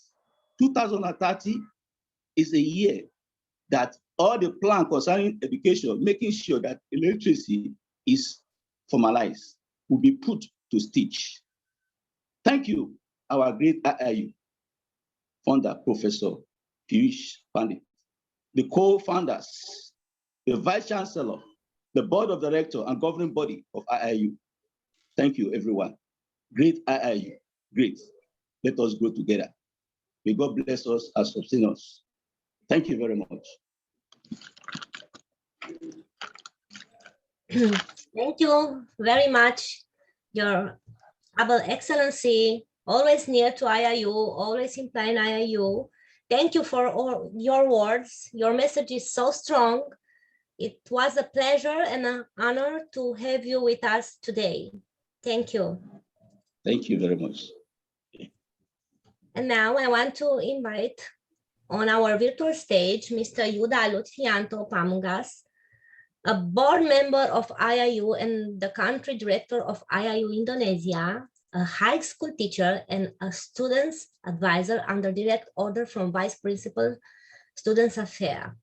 He loves making projects with young people. He has been guest announcer at State's Broadcasting Channel since 2017.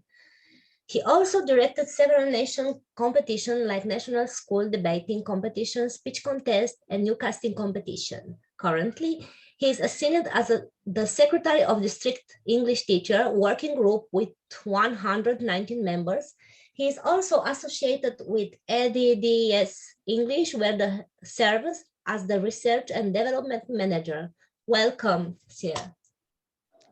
Thank you very much, Ms. African or Airman African. I would love to extend my gratitude to all respected figures here. I would love to also express my most gratitude to Mr. Piyush Pandit for organizing this amazing event. Also, the Vice Chancellor, Ms. Corina Chudea, and all team in IIU.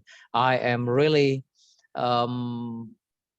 humbled to be here and with the whole respected figures here. I have heard the presentation from Mr. Ganeshan, from Ms. Siham Kafafi, and also Mr. Charles. I am nobody to them, but I would love to offer the view from the generous, the modest teacher who would love to create project with young people. I would love to also share my screen. I hope it is visible right now. This is the really interesting idea I would love to share with you all. I would love to say that youth are the biggest asset of this world. And to educate the young people, it means that we invest the future to not only us, not only to them, but also to the world. I would love to create this presentation and devote this presentation to all my students because they are also watching me and giving support to whatever I present here. As you can see, there is a strong, I don't know, I can't.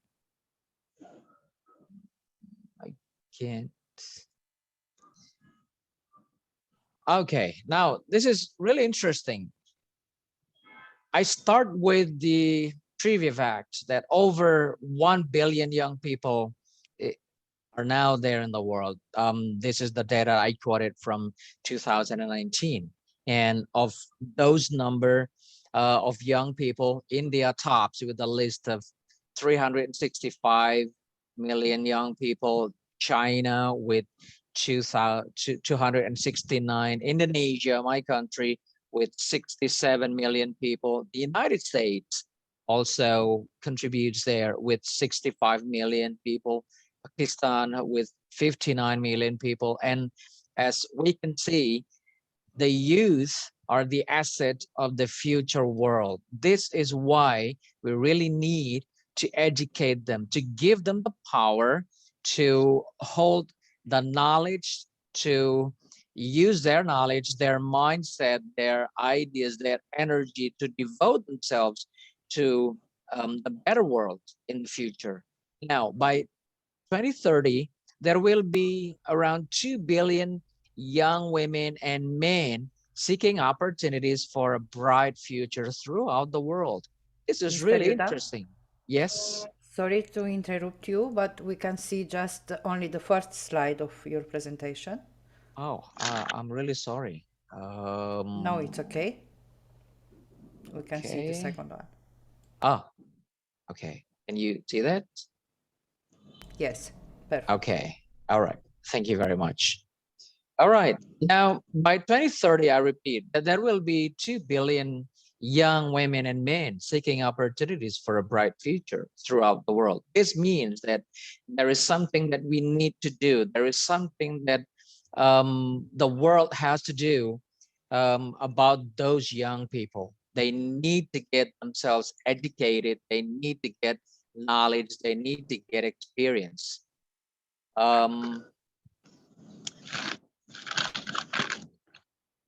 Okay, now let's see. There is a proportion of selected age groups of world population into 2021. As you can see, the blue, the bright blue one represent the people age under 15, and the dark blue represent the people aged over 65. Now, as you can see, the figure is really, really interesting. There is a big, big difference between those young people and the elderly.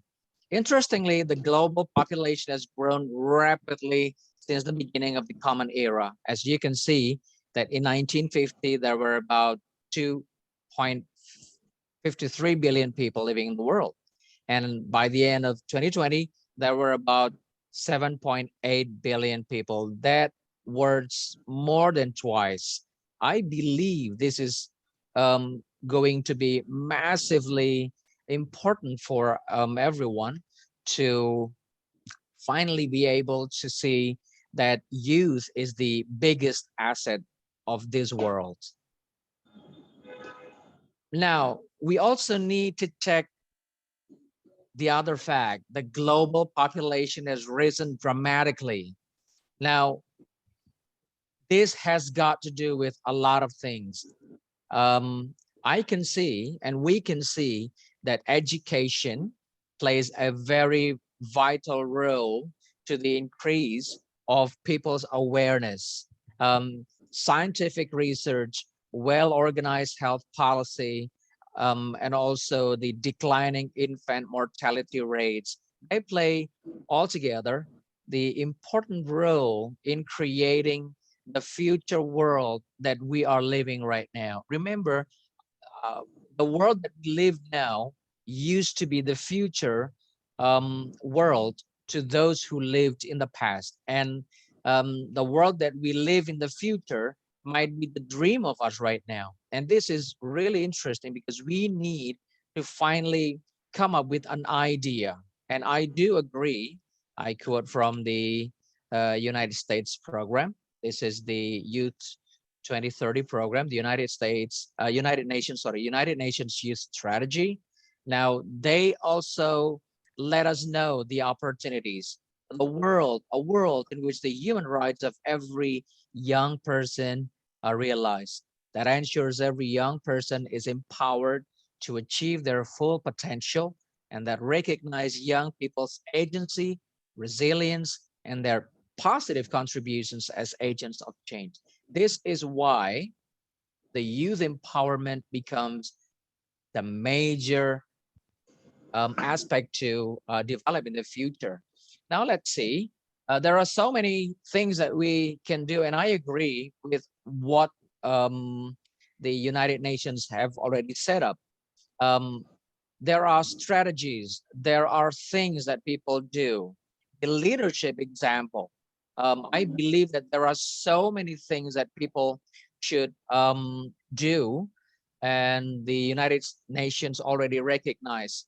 The leadership example will set the youth to play a role as the future assets of the world. The leaders of the world are not now in the hands of the adults people only, but they will need to address the needs of the youth to also be heard, to also be given the chance, to also be given the opportunity to express themselves. As you can see, there are so many things that we can do by showing the leadership example.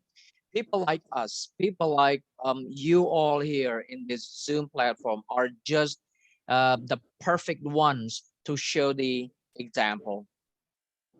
Now, also the strategy number 2, the knowledge and innovation pioneer. As you can see, when the pandemic hit us, it was almost 2 years ago.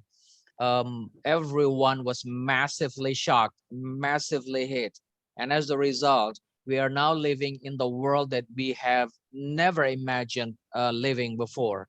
We now live in the world where people can interact, where people can talk, where people can easily communicate through this online system, the one that we never even imagined before.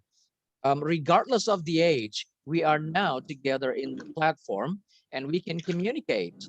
I remember our Vice Chancellor, Ms. Corina, told me that she has just learned English at the age of 40. This is really amazing because at the age of 40, some people should choose to stop learning. But at the age of 40, Miss Corina started learning English, and as the result, she is now with us here and actually giving us a chance to be able to be here together.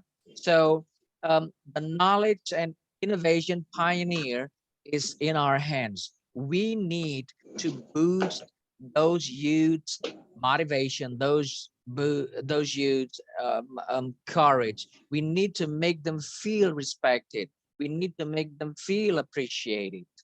Now let's come to the strategy number 3, an investment and solution catalyst. As you know, youth are full of energy. This will come to the next slide. I believe that when we go with the investment, with the solution, youths are involved in many different occasions. They need to get themselves heard and listened to by so many people all over the world. This will help them boost their motivation. This will help them create more opportunities and get involved in many different chances to participate in the world most important aspects. And not to forget the strategy number 4, that is the accountability leader. We now need people who we can trust. We now need people who we can rely on. And as I try to understand, youth are really playing a strategic part in becoming the future leaders. If we do not prepare those youths from now on, we are facing the risk of losing the future generations, not only because we are not educating them, but also because we are simply keeping silence of what we might risk losing. That is the youth of the future. And when we talk about the accountability leader, we need to ensure that whole world address the same thing.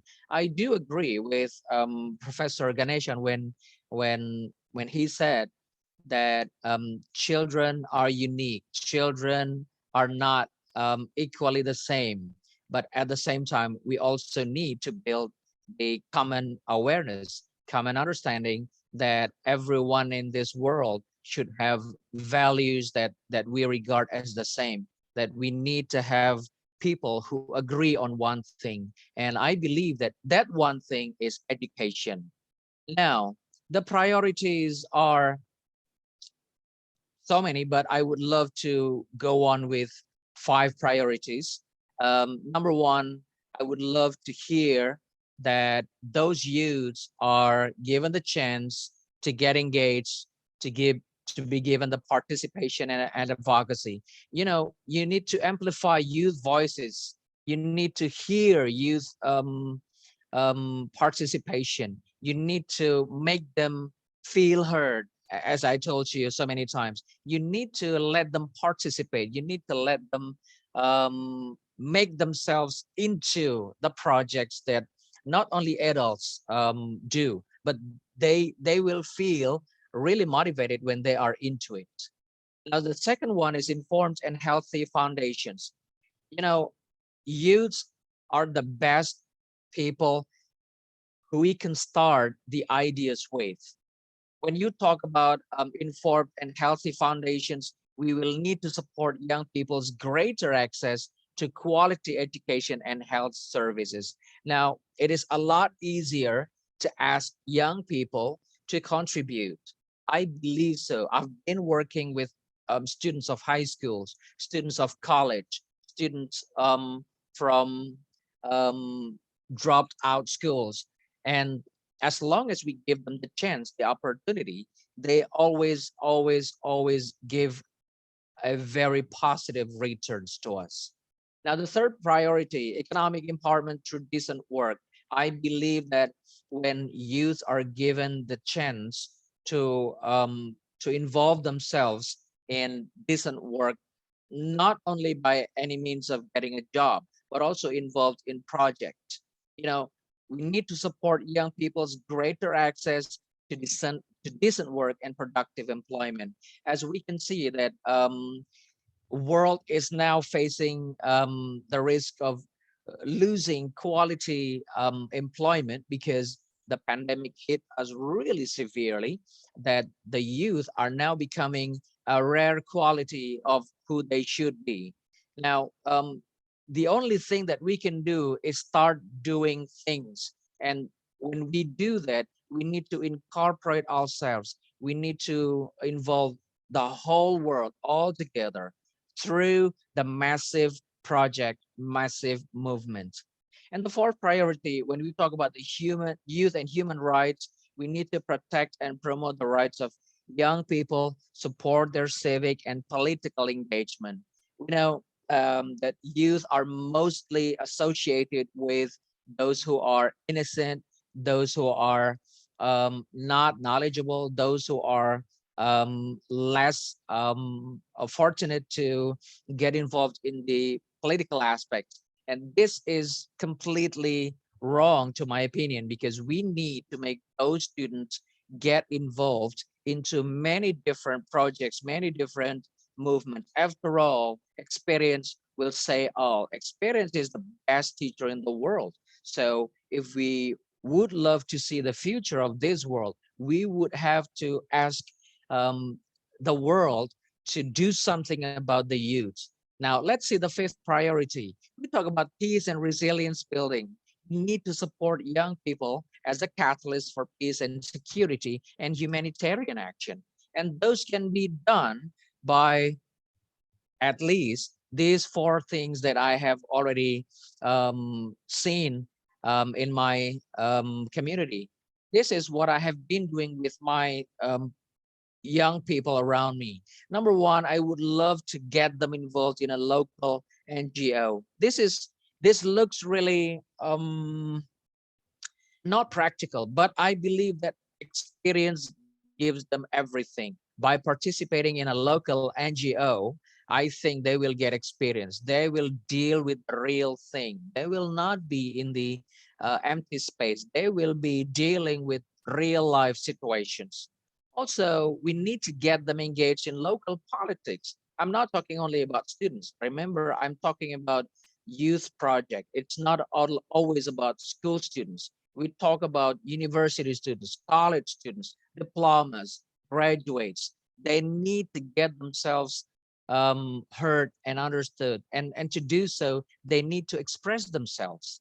And number three, I'm also working on with my students to get them to join Youth for Peace to help promote and maintain international peace and security. This is the UN-led initiative, and my students and the people, the young people that I've been working with, they really enjoy doing it because they think that this helps them know the rest of the world. This helps them how to communicate with the rest of the world. And the last one would be to get them to join any communities, movements, projects that offer the opportunities to boost their, okay, this is I quote from the IIU visions and missions to boost their competence, confidence, connection, compassion, contribution, and character. Those are the 6 C's that IIU is attempting to go on, to attempting to work on with the future youth. And this will ensure the inclusion, integrity, inspiration, innovation, and the future impact of those young people to make sure that they have the opportunity to work on together, not only among the people of their age, but also the adult people around them. This is really important because we need to help them with the ideas. Now, I believe that when we talk about the transforming education, we talk about the future. And the future is actually today. As I opened my presentation by letting us all know that there are over 1 billion young people in this world, we need to come up with goals, standards, procedures, and everything. You need to strengthen and diversify the education workforce. We need to come up with the ideas of how to empower all people in this country, not only in one country, but all countries in the world.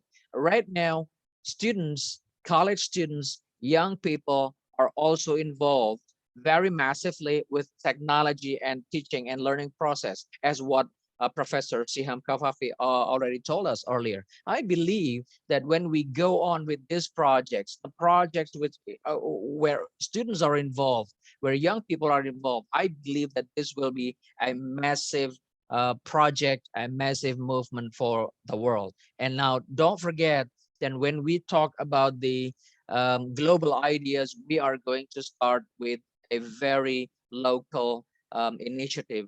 We need to mobilize domestic resources for education. Every country has funding, every country has resources, and they all need to use all the resources available to make sure that education becomes the priority.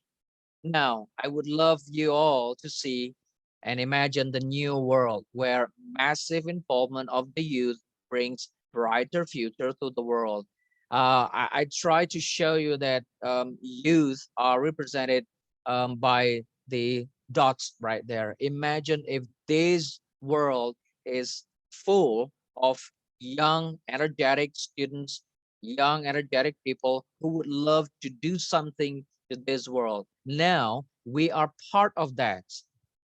The only thing that we can do is to support their dream.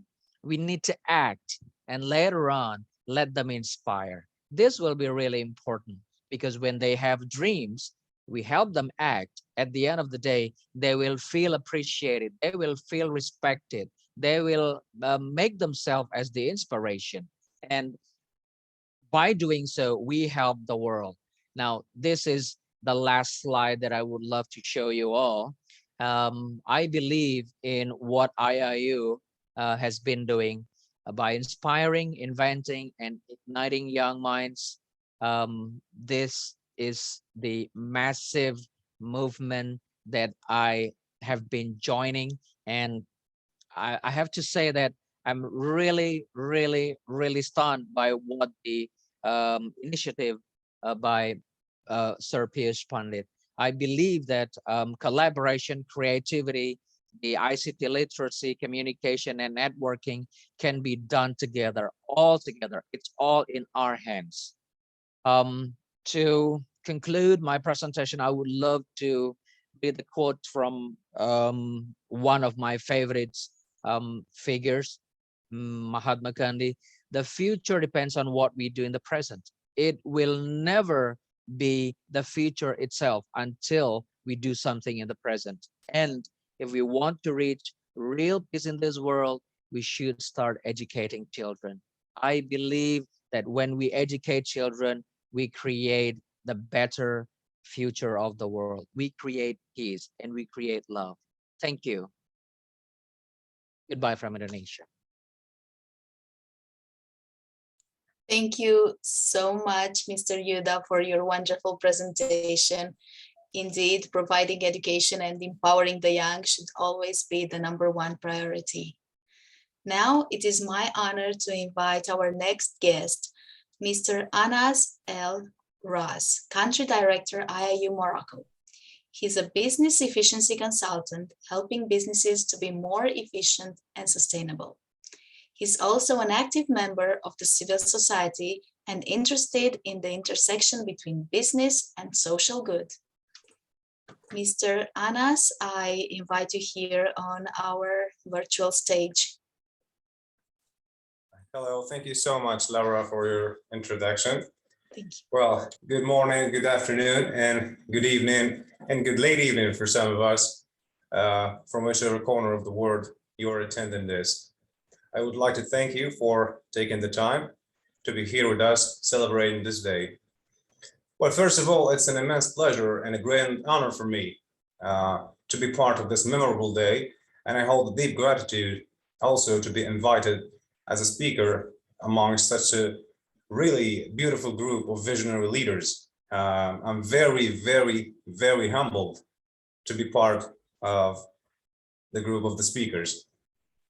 So being a speaker in this specific celebration gives me the opportunity to talk about the strength of the conviction that I have regarding education, because I strongly believe that education has been one of the sustainable development goals, specifically #4, is and will pave the path for the achievement of the rest of the SDGs.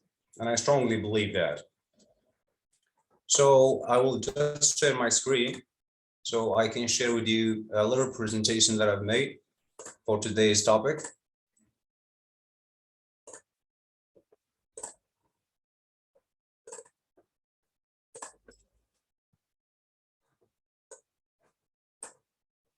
All right, so for today's, I will be briefly talking about or giving a quick overview on education from a business angle of view and the relationship between the higher education and the labor market. I know it's a vague topic, but I'm using it just as a door to a path that I want to walk you through this presentation, because based on my very humble opinion, then almost a decade in the field of the business, I have elaborated an opinion of myself regarding the insights we are going to share. I'm going to share in this presentation, but to back it up.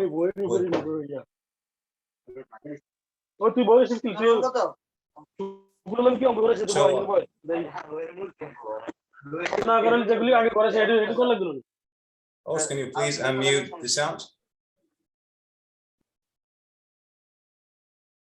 All right, so as I said, and based on my very small and humble experience of almost a decade in the field of business, I have elaborated my opinion on the thoughts and the insights we're going to share in this presentation. What I did is I did a couple of research to back my opinion up with some academic research.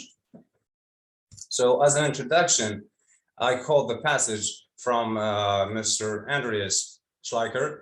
He's the director at the OECD Higher Education Policy Institute, where he clearly states that the tertiary education has been unprecedented growth in the past decade. And he continues to, to point out that it is evident that the higher education has known a great expansion, especially over the last decade. And it is really evident that the number of traditional graduate job has not increased at the same pace as the number of graduates, and that also lead us to the class bias continue to be present, and that will also raise a little bit the flag of inclusivity. So here I want to share with you just a couple of insights. The first one is that based on a study done by the OECD, the number of degree holders are going to be somewhere near 300 million degree holder by 2030. And by the way, this number in 2019 was 180 million. So over the next 8 to 10 years, this number will be doubled. So this Mr. is Anas, just. sorry to interrupt you, but we can see just the first slide. If you move your slides, we cannot see. All right, now can you see? No, just the first one.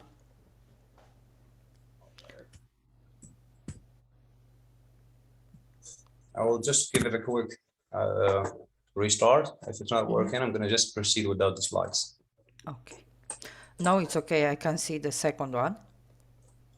But when I'm on the full screen with the F5 function, I think it doesn't show. It happened. Don't worry. All right. So now, is it working? It's only the first slide now. Okay. Maybe so you may go. I'll proceed without the slides. All right. So on the slide in front of me, I just gathered a couple of insights regarding the labor market in the higher education. Just a couple of insights back in the fact that higher education has been rapidly growing, and that mainly due to the growth of instrumentalism. But as a fact, the number of, as I said, the number of the degree holders is going to be around 300 million by 2030, and as I said, this number is going to be doubled by the next 8 to 10 years. And also based on the International Association of Universities, there are some 18,000 degree granting institutions in over 180 countries. So that is for the sole purpose to illustrate that higher education is rapidly growing. But at the same time, if we, for example, I took a small result from a survey conducted by, it's yearly conducted by Manpower, where 35% out of 38,000 employers surveyed, they report difficulty filling jobs due to lack of available talents. So this is the controversy I want to talk about, and this is my opinion that I've seen over almost 10 years of experience, which is there are a lot of people with degree holders having their degrees, but at the same time, people in the job market or employers are lost because they couldn't find skilled and qualified people, and that mismatch, based on my opinion and based on the research I've done, because I've found a plethora of researchers around the subject. So I've just tried to squeeze it down and summarize it into the following issue, which is a different language for me equals persistent mismatch. Different language, what I mean by different language is the major players in this field, and and this is not an exhaustive presentation where I'm going to involve all of the ecosystem stakeholders. I'm only going to talk about universities and the corporate world and the students. When I say different languages, they speak different languages. For example, universities, they speak the language of programs because they're concerned about excellence in teaching and research. They talk programs in terms of what they offer without taking the time to ask the pertinent questions in regards of redefinition of their goals and their educational approach. And as Chris Brink puts it, as a former vice chancellor of the Newcastle University, he says that there are two key questions we should always ask about our academic work. The first one is, what are we good at? And the second one is, what are we good for? Most of the higher education institutions are pretty excellent, in my opinion, at answering the first one. As for the second, only a few, they take the time to examine the question and come up with the relevant answers to it. On the other part, the corporate world or the job market, the corporate world mainly speaks in terms of skills, because for them, it's a major criteria and the vital element of their survival and competitiveness in terms of what they need. And as for the students, they hold a different angle of view or a different finality from what the universities are trying to give and for what the job market need. For students nowadays, obtaining a degree has become not so much a matter of improving one's intellect and human capital, but just a necessary move in a game of, I would say, positional competition. In other words, obtaining a degree nowadays, it's a more for a student, it's a more of a signal for landing a good or a better job, which is pretty much promoted vaguely, but by most of the higher end education institutions. And in my humble opinion, it is due to lack of proper understanding and poor orientation, which also carries the danger that more and more young people are going to be or will resent the fact that they did not earn the rewards they expected. And that also could lead to certain disruptive behaviors, especially people in the classrooms now are witnessing. And this goes without forgetting the impact of the ever-growing rapid pace of technology as being a critical role element in the equation. Because with the rapid growth pace of technological advancement, companies find themselves in the necessity to hire market-ready talents who can make the best out of those technologies and keep up with the pace, because technology is one of the decisive elements for the survival and competitiveness of companies in the market. So in order for them to survive, they need to adopt efficient ways in order to get the best out of those technologies. And for that, companies, they need skilled and qualified power ready to use those technologies. And as a solution, there is an imminent need for forging new innovative partnerships with all of the ecosystem stakeholders, partnerships that will allow and unify and come up with a common language spoken and understood by all of the stakeholders that will show what higher education institutions have in terms of programs to the employers in terms of skills, which, by the way, those skills are already in the most in the higher education programs. But the thing is, they are not spotted out. They're not spotted out and promoted to students and to employers as form of skills. So for that, and that will result in giving more significance for the students as how relevant their curriculum is to the job market. And this will also help greatly to tackle also one of the most recurrent issues faced by students at various stages, which is vague and uncertain orientation. So this solution nowadays is referred to as scalifying. So Sir, your presentation is not. Sorry. The first slide, not presentation slide. The slides, we don't see the slides. Maybe you could share the slides again. Yes. Stop sharing and share again. All right.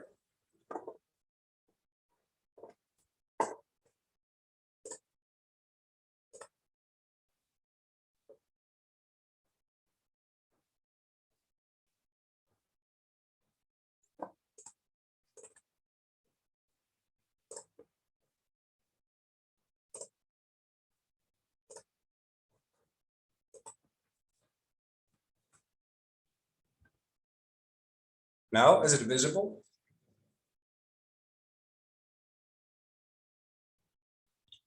No, Hello? same.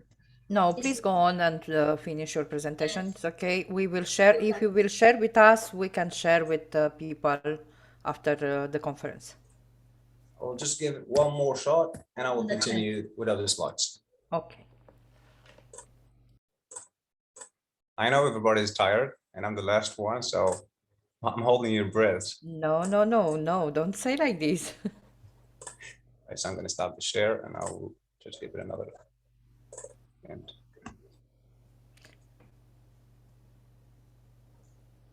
Just click on each slide. Don't go with slideshow. all right. Yes, perfect. Visible. We can see All right, the so fourth one. as a quick recap, this is for me, this is the issue based on the research I've done. And as I said, I found a plethora of research around the topic. So I've just tried to narrow it down to this. So for me, the issue is different language spoken equals persistent mismatch. So I guess you've already heard the issue laid out on this presentation, on this slide.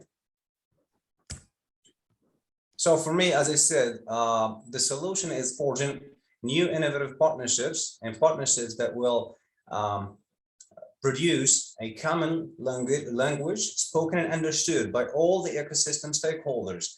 As I said, and for the universities, they will promote their programs in terms of skills to the employers, and that will make a great impact, especially for the students, because they will see how the curriculum of the university, for example, how relevant it is to the job market. And for that, there is something referred to recently as scalifying or scalifying education. And the verb scalify is to translate curricular content into skill-based language of the modern labor market.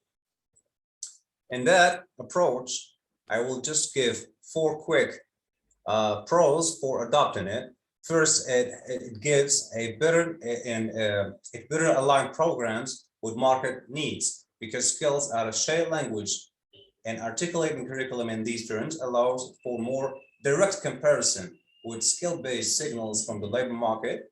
This means you can more efficiently assess the demand from employer job postings and the supply from professional profiles. The second one, it's better engage employers, because now, and based on those partnerships, employers are interactively working with higher education institutions in order to give them or to elaborate with them the skills they really need in order for those institutions to scalify their programs or their curriculum. So better engaged employer, because it's easier to be on the same page when we speak the same language. With the scalified curriculum, They are better equipped to collaborate and proactively engage with industry partners, demonstrating how the skills taught in their curriculum are preparing future job candidates, which is pretty relevant. And also, as a third advantage of adopting this approach is to market programs to students more effectively. And that for me, it's very, very important because I can say that most of the students that I meet, they all suffer from very uncertain and vague orientation. And as I said before, for them recently having or holding a degree, it has just been a signal for landing a good or a better job. The third one is to better equip students to market themselves, because now when you give the student this kind of transparency of how the curriculum of the university he's studying in is relevant to the job market, he's now ready to market himself based on the skills that he knows that are relevant now in the job market. So when colleges and employers are aligned, everybody wins, especially students, and I emphasize especially students. Not only is the curriculum itself more relevant to students' future career, but they're also better equipped to articulate the skills they acquire through their education.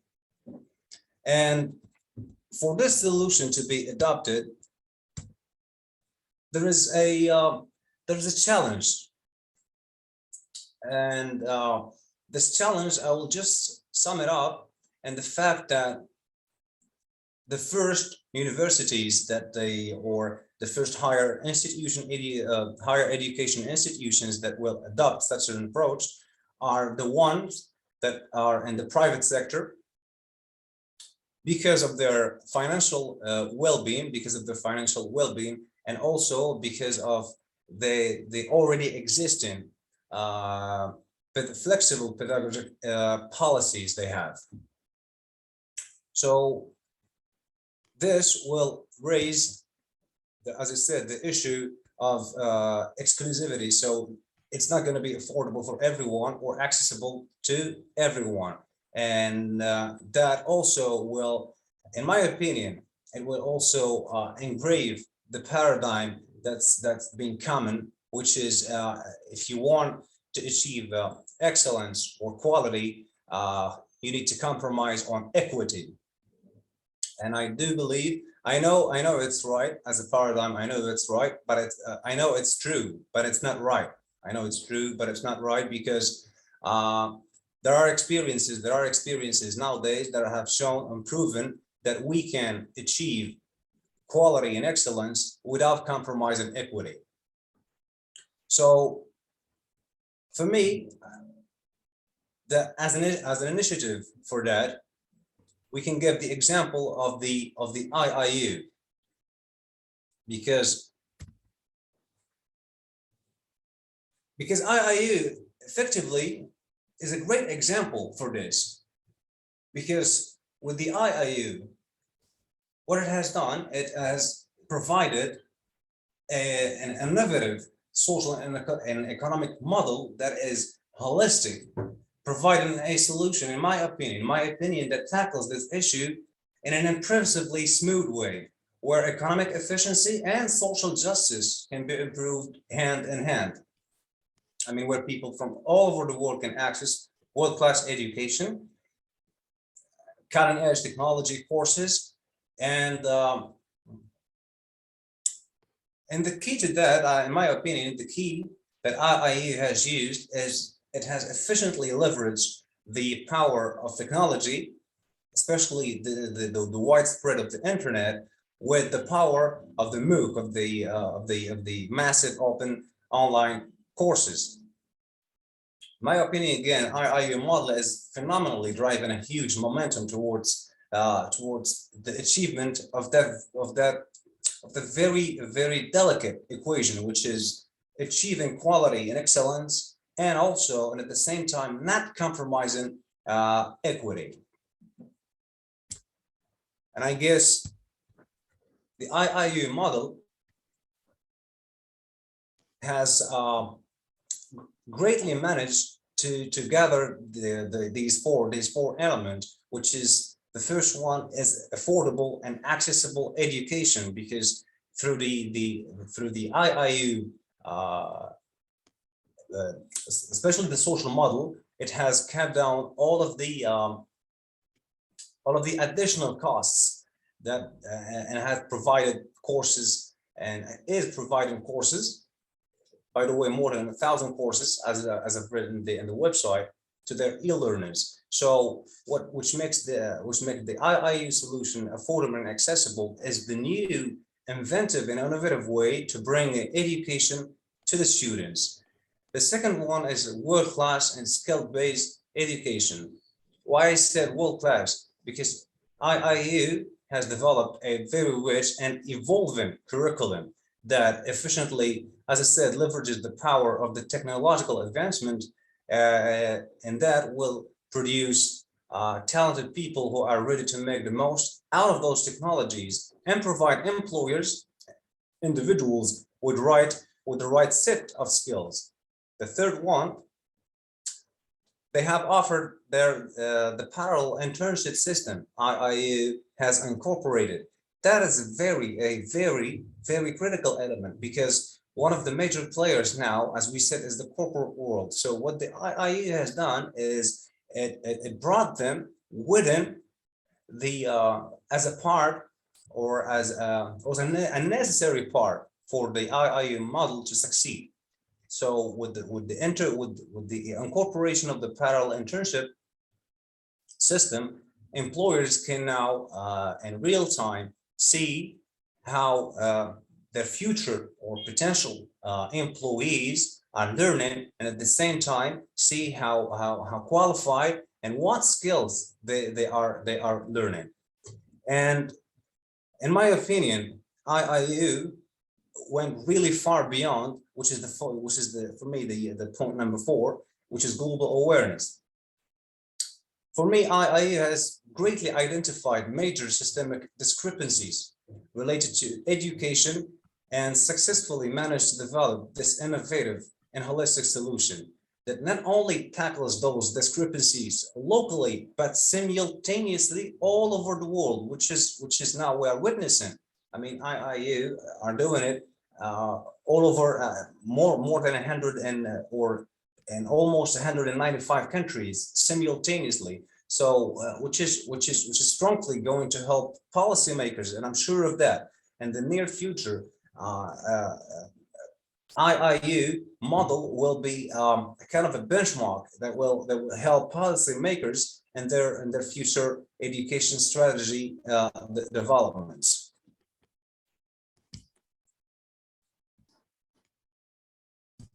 So to conclude, this slide is just about some key takeaways about the issue or the relation between the job market and the higher education.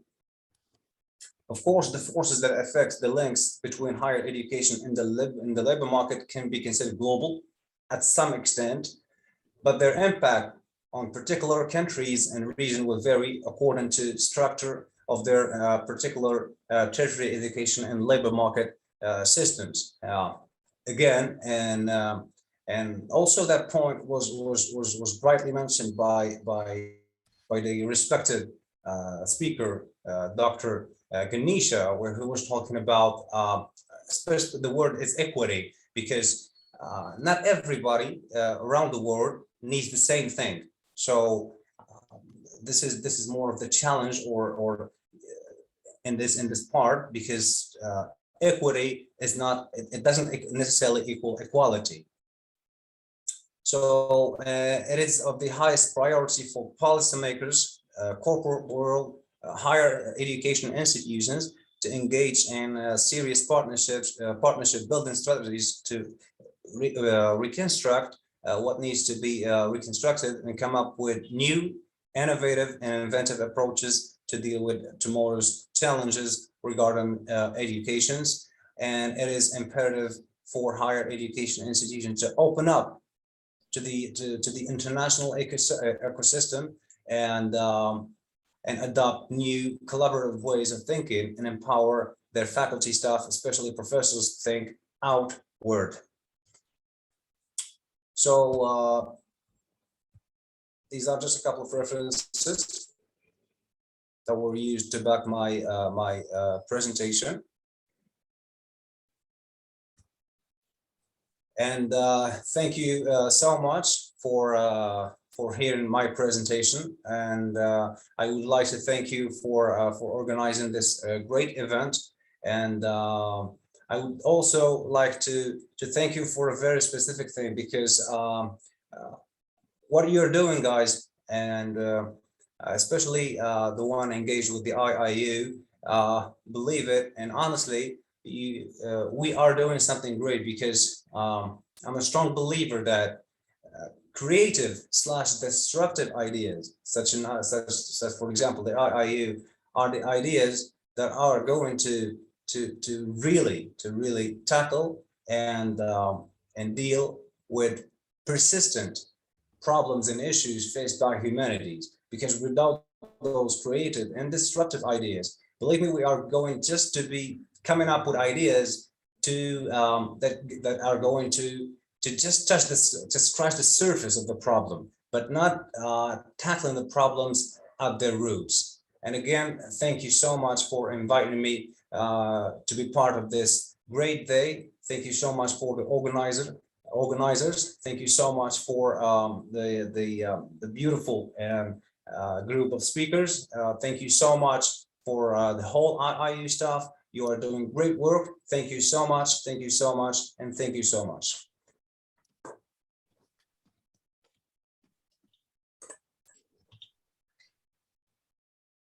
Thank you for your interesting and informative presentation. We are honored by your presence here today, Siranas. Thank you. In this chat, we posted a form that I asked you to fill to get a certificate participation in the conference, please. And now I want to say thank you for joining us today. Today is a special day for us Romanian people. More than a century and a half ago, Alexandru Ioan Cuza made the Union of the Romanian Principalities, the Little Union, a first step towards today's Romania. Today, being an important day for Romania, is the day of the Union, I say. I choose to be a costume traditional Romanian. Mine is made by my grandmother and has great significance for me. Today, I wear it for the first time in his memory. I would like to express my sincere gratitude to the valuable people who accepted the invitation to talk so nicely about education today. We thank to the entire IIU team, Mr. Peyush Pandit, and all of the respected members of the audience for your support and for being with us. Education has no border, it unites us. We like to believe that any beautiful, creative, and lasting collaboration is a step forward for the future for education. Only together we can create leaders who perform day by day heroic acts with great dedication, heroes who inspire with their power to give, with intelligence that open minds, that challenge people, with questions to explore new horizons. Some love technology, while others breathe simplicity. Some read novels breathlessly, and others devour personal development books. Because we are unique, and this day will give us an extra reason to share with others what we love and to let them know us better, because here in IIU, we are a family. It doesn't matter the origins, the spoken language, the color of the skin, we are a family. At the end of the event, I would like to invite you to listen to another musical surprise performed by my colleague, Mr. Daniel Milenkovic, together with the pianist Evelyn Roman, a musical gift they have prepared for us. Thank you, our dear ones, for making our day beautiful with your wonderful voice.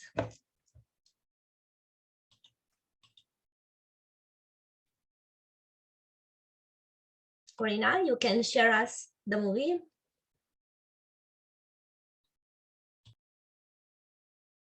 Can you see my screen? Not, No. no. It's okay. Now it's okay. You can share.